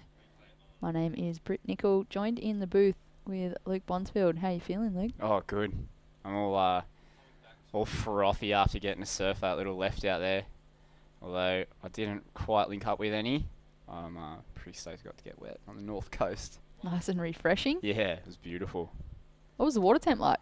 Lovely. I was just in a short leg, long sleeve. Probably could have been in boardies. It was magic.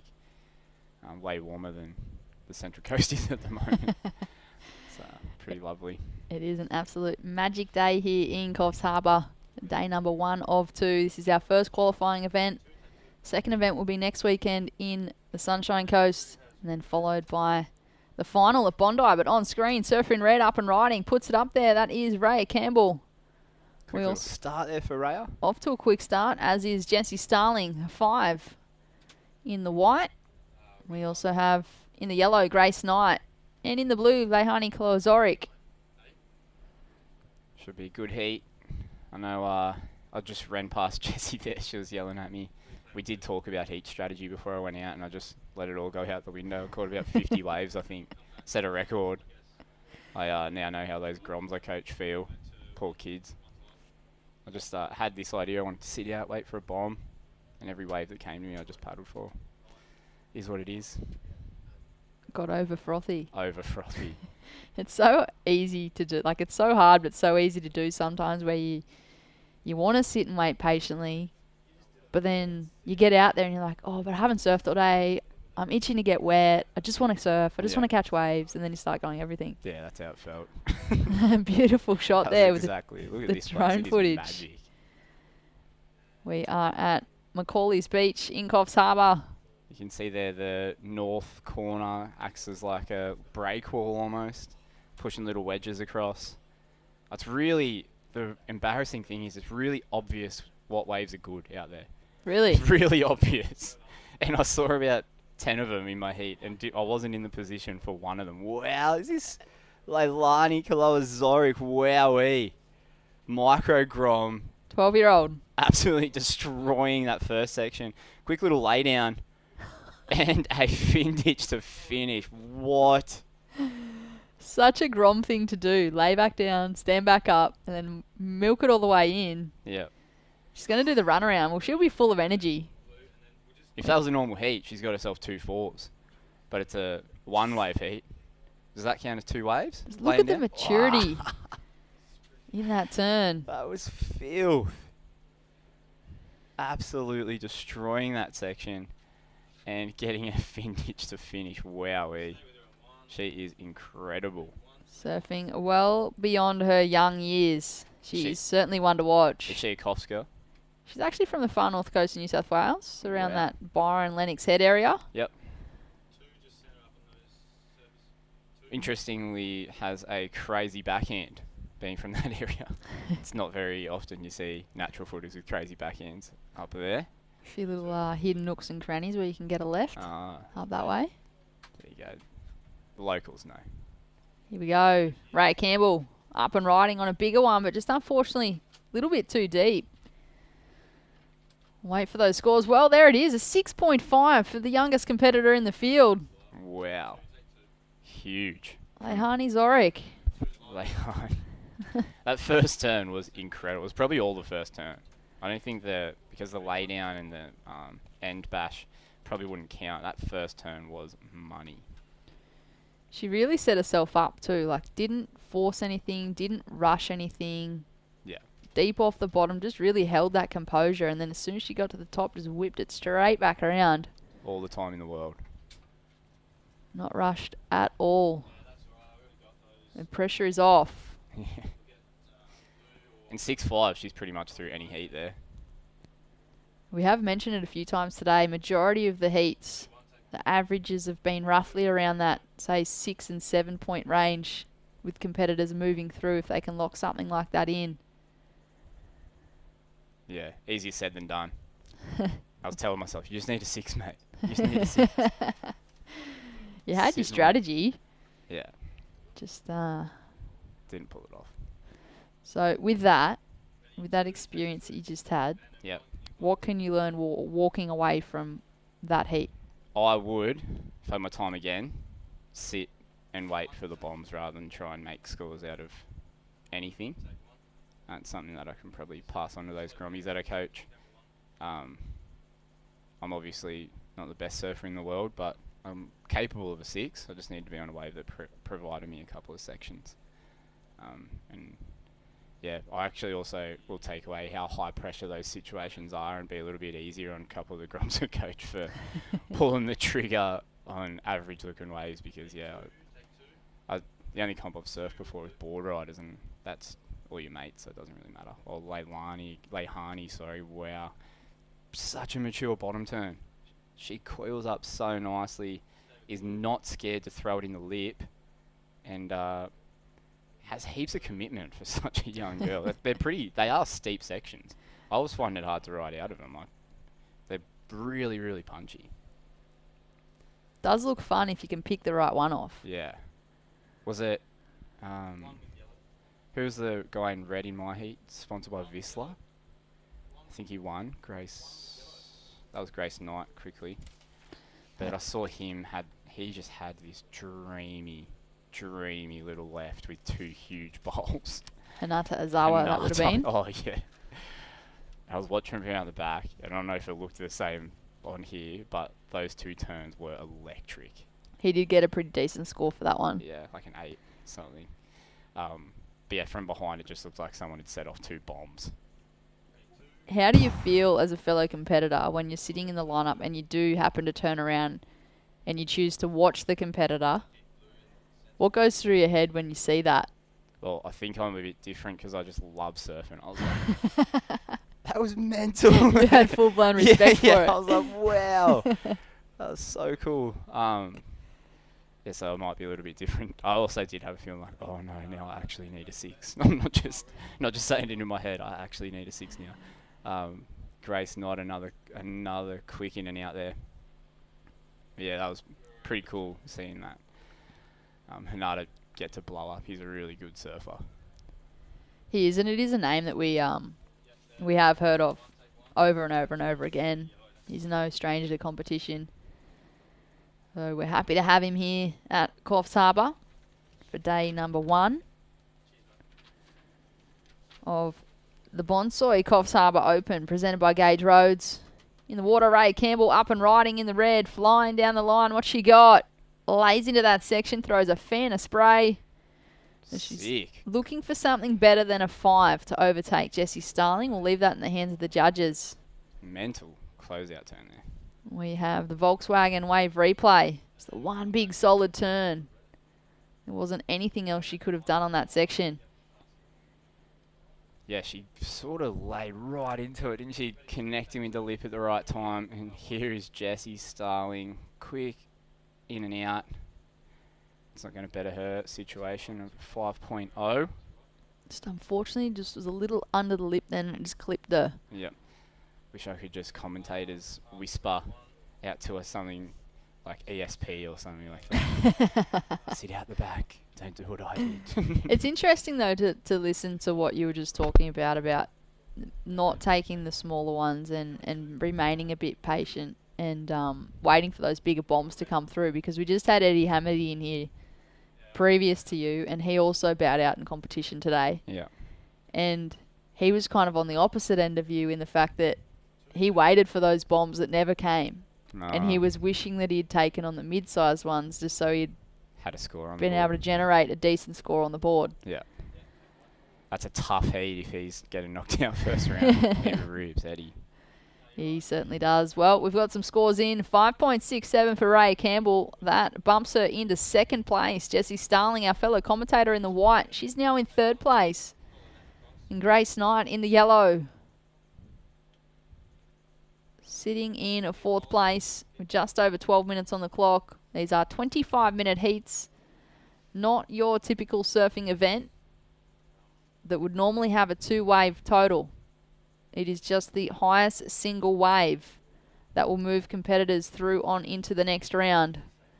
You can catch multiple waves, but in their scoreline, only one will count. Which I think actually adds pressure. I think just trying to make sure you're one really good one, because there are people out there who can consistently get 5s and 6s. They can surf a mid-sized wave, do 3 backside hangers, and get a 5.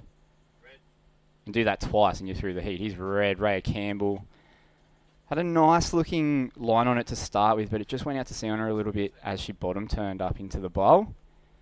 You can see a little wedge just reeling along the inside there. Ooh, that would have been nice, that little one. It looks fun. Yeah, it's definitely fun. It's definitely really bowly and punchy and powerful for how it looks. It's interesting listening to you then about the pressure, because the entire time this morning I've been talking about how it takes the pressure off not having to surf for that backup wave or a second wave. But then, as you just mentioned, you've got the pressure to then lock in the best wave of the heat. Yeah.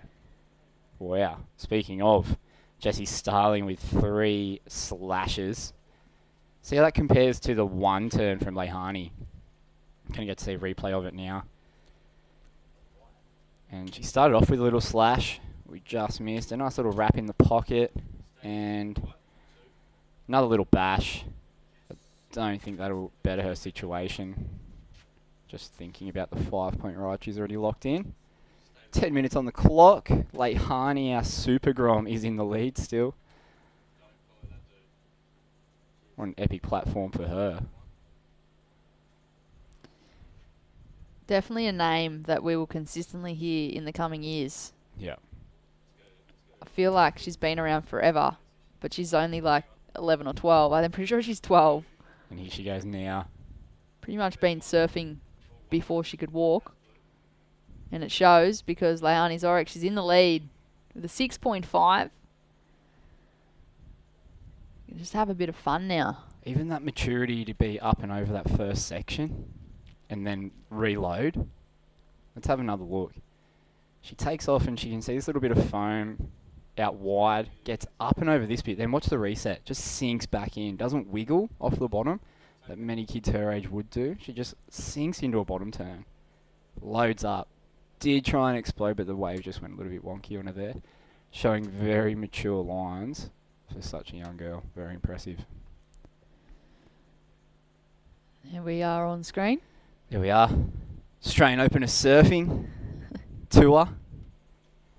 Pretty pumped to be up here. Look, it's beautiful weather. I just got a notification on my phone saying, from my insurance company, saying a storm's about to hit your house. So I'm definitely where I'd rather be right now. That's on the Central Coast, right, where you were? Coast, yeah. Hopefully everyone at home's all right. I don't think it's anything major, but it is a little storm coming our way. Hopefully my beautiful girls are there, tucked in. If you aren't, please get back inside the house. I'm sure they're there. They're probably tuning in, listening to you right now. Yeah, I think they are. They just asked for the link then. So, hey guys, if you're at home. It's a little bit adorable. But on screen, Ray Campbell on her backhand, carved around that first section. She's looking for the steeper section. Not much on offer on the inside, but she's going to stick with it. Can she ride out of it? and just unfortunately coming unstuck. So important with those ones there, Luke. If you're going to get through that inside connection, you really need to make sure you complete it. Yeah.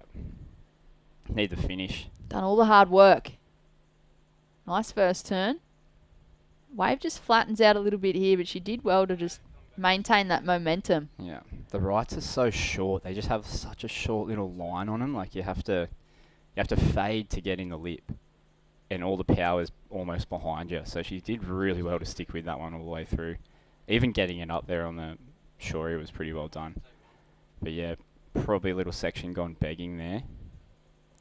And she has better to score, better situation. So she's now in second with a 5.67. Pretty solid score locked in. Grayson Knight down the beach. Having another look at the right. You can see how tight that little pocket is on the right. You don't have much down the line speed. You're always fading to try and get back up in the pocket there. These lefts seem like the better option. And they are big, they are big sections. That's one thing I really noticed. They were like almost confronting sections. Doesn't look it. It looks 2 foot, but for how little they are, they pack a punch. It is always different having an on-screen view and then being physically in front of it. Yeah. There's always that different type of mentality behind it. It's like you see the screen, you're like, oh, that actually looks pretty manageable, looks nice and clean, looks fun. And then there's some days where you step out there and you're like, whoa, that's a lot bigger than what I thought. It's breaking in a completely different spot to where I thought I'd line up with. So yeah, it's interesting to see how competitors approach it. I know sometimes, like Jessie would be one of them because she's been sitting in the booth watching the screen and then she's gone out there. She had still, an hour to prepare for her heat. Kind of pulled away, got focused, sat down the beach. But just, being able to flick the switch and being present on the actual sand and knowing what it's doing can be a completely different ball game to what we see on the screen. There's 6 minutes on the clock. Young Lehani Zorik in the blue, in the lead with a 6.5. Ray Campbell in the red in second with a 5.67. Closely followed by Jessie Starling in the white with a 5. Current head. Heaps Oh, here of we go. opportunity and a huge hanger there from Jessie Starling. Got a bit of drift on that backside hanger. I think all the weight went to the front foot right at the right time, which released to fins. Beautiful stuff there. I wonder if she did get a turn before it, if it was just that one turn. But it's up there with Lehani's turn. Thinking back on it, Lehani probably had a bit of a steeper, bigger section. And Jessie might have drawn it out a little bit longer. Yeah, you can see Jessie's board ended up all the way back at the wash there. Lehani's was more of a up and down. This isn't a direct comparison because this is that little grower that Lehani took off on as a blocking move, I think. Yeah, solid turn out the back for Jessie Starling. Oh, Lehani got a link up. Decided to keep going. Yeah. Wasn't going to give up on it. That is unreal. That is mega grom. That is like the epitome of Australian grommet. Not getting a turn on the outside and just bashing it on the inside. And stepping off on the sand. Yeah. Hopefully not stepping off, like getting washed up in the sand. Sandy hair, big grin. That's what it's all about, really, getting to see these groms progress and have fun and enjoy this lifestyle we have. Very lucky, very blessed to be able to do what we do in the water. Talk about what they do in the water. See competitors there, Lehani leading the way for the pack in the next heat. Bit of a rip there along that little headland rock shelf, using that to their advantage, just like a little escalator, just dragging them out. They'll use it and then paddle across. Yeah, it's almost goes against everything you taught. Yeah, don't swim or paddle in a rip, right? Yeah. But there's an exception to the rule. Yeah. Yeah, as soon as you're on a surfboard, you're pretty much told to jump in a rip, aren't you? Get out the back. Use it to your advantage. Yeah. Especially along a point break. Yeah, how nice is that? We don't have many of them at home. Yeah, 2 or 3 little nooks that you can paddle out next to the rocks in. It's pretty nice. You guys have them everywhere. Oh, especially along this Coffs coast. Yeah. There's headlands and little nooks and crannies everywhere for sure. Yeah, Still plenty of beach break options, but there's just so many little headlands. You could almost surf 30 places here without getting your hair wet. Pally out against the rock wall, catch one wave, go in. There's so many dreamy little setups for you to search out, find, explore, rip apart if you're that way inclined. 2 minutes 30 seconds on the clock. If you are, oh, here we go. Jessie might have spotted something down the line on that one, but that one not eventuating for her. Third place, needing a 5.68. Seems as though she didn't get the score required on that other wave that we watched previously. The one turner. And here we go, current heat leader up and riding. Lehani Zorik on her backhand, comes hard off the bottom, carves off the top. Frothy section ahead and just hits the little eject button there. Looking to improve on a 6.5 at the moment. I just feel like she's maybe playing that little defensive play, keeping those competitors in second, third and fourth off a potential scoring ride. Pretty clever, pretty mature from Lehani. That's a crazy heat IQ to be able to do that. I was lucky to sit out there and be near a wave, and here she is holding people off two of them. Absolute genius. 1.5 minutes remaining. This is, of course, Open Women's Round 1, Heat number 2. Coming up next, Heat number 3, and what a matchup. Sasha Baker will be in the red, Rosie Smart in the white, and Shyla Short in the yellow. I feel like there's going to be some pretty solid scores being locked in for Heat number 3. Be coming up shortly in the water.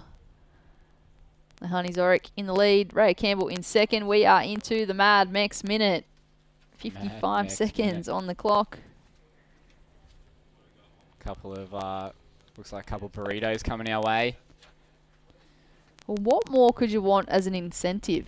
Not only do you have this event with amazing prize money and amazing partners, but Mad Mex, they're stoked to be offering the overall winners of each event with free Mad Mex burritos for 12 months. Yeah, you heard that. What? Free burritos for a year.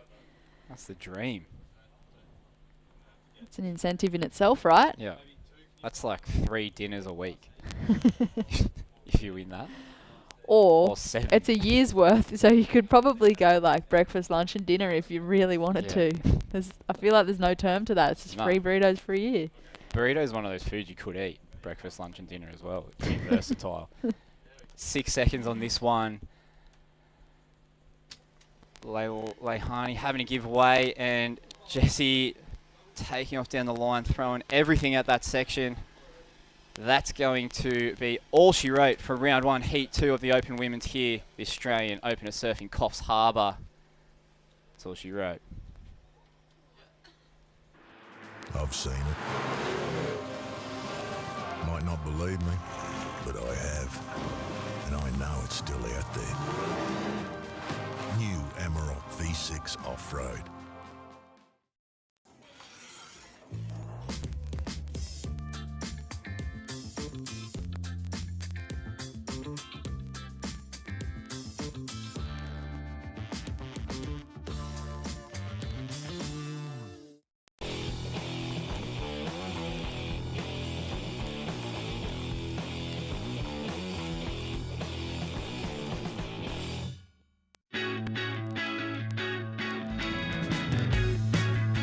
Coopers Surf Australia, taking you from the street to the surf for over 50 years. Carrying Australia's largest range from all your favourite surf, skate and fashion brands. With over 1,000 boards in stock and shipping Australia-wide daily. Visit us online or drop into one of our stores. coopersurf.com.au.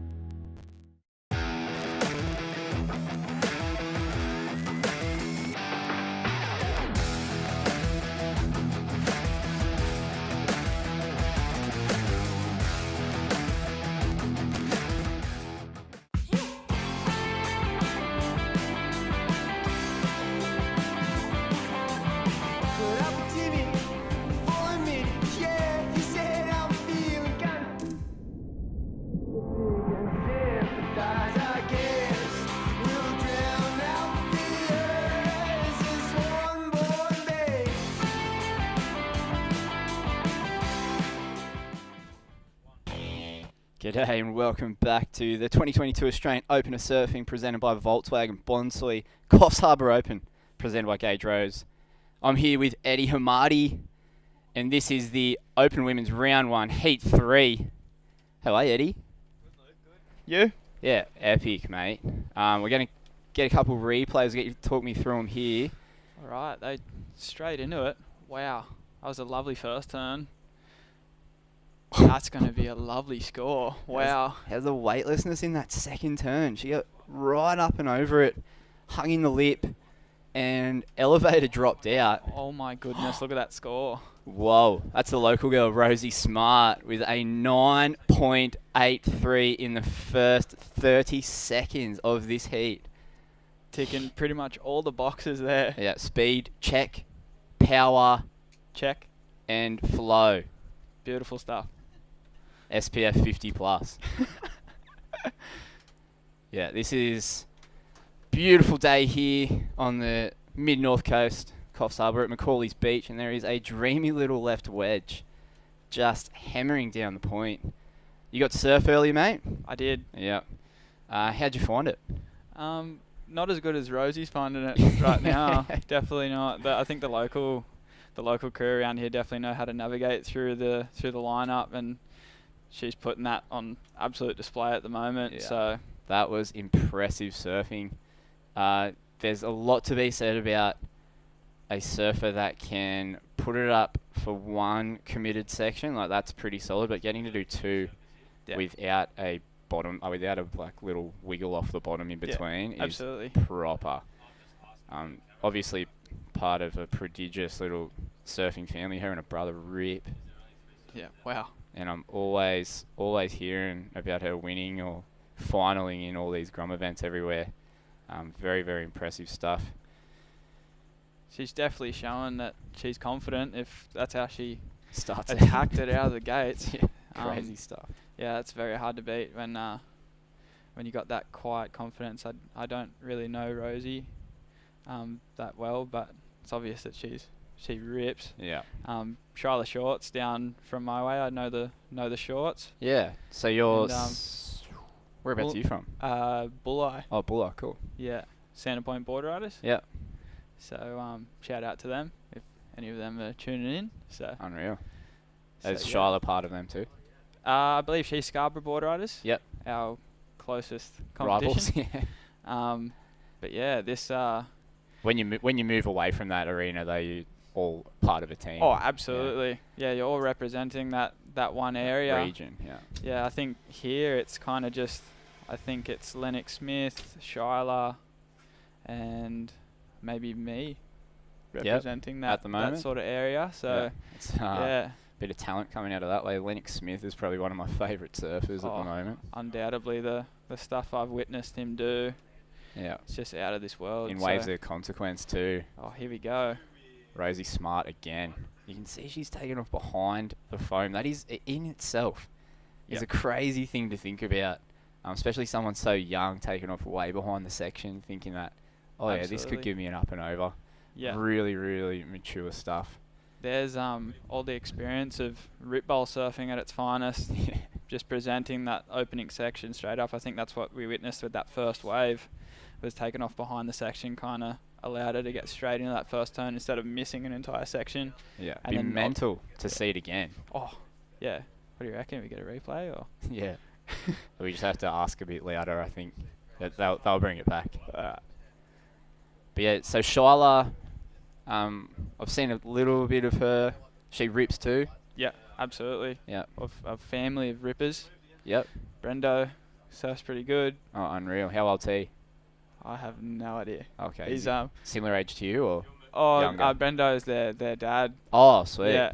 No, he still rips. Yeah, wicked. I believe Shyla's sister, Zalia, as well. Yep. She surfs really good.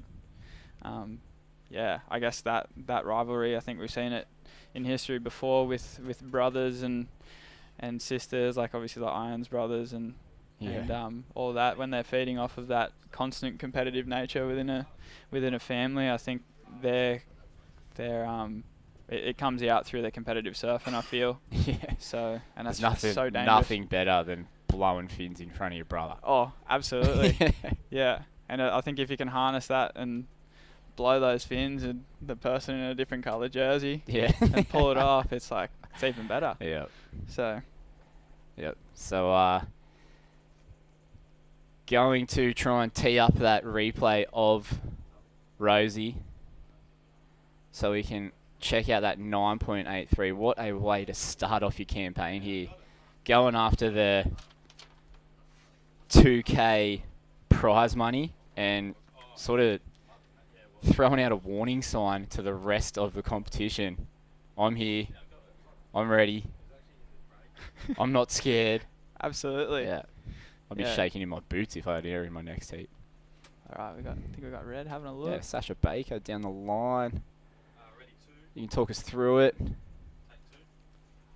So she already had a beautiful cutty Wow. and finished really tidy. Lots of commitment on that end turn. Yeah, lovely release. Yeah. So there's a bit of maturity in that as well. Here we go. Here's a replay. What do we got? Sasha. There we go. There's that. She sort of drew that turn out in order to get speed rather than worrying Yeah. about the cutty, which is lovely. I hate seeing people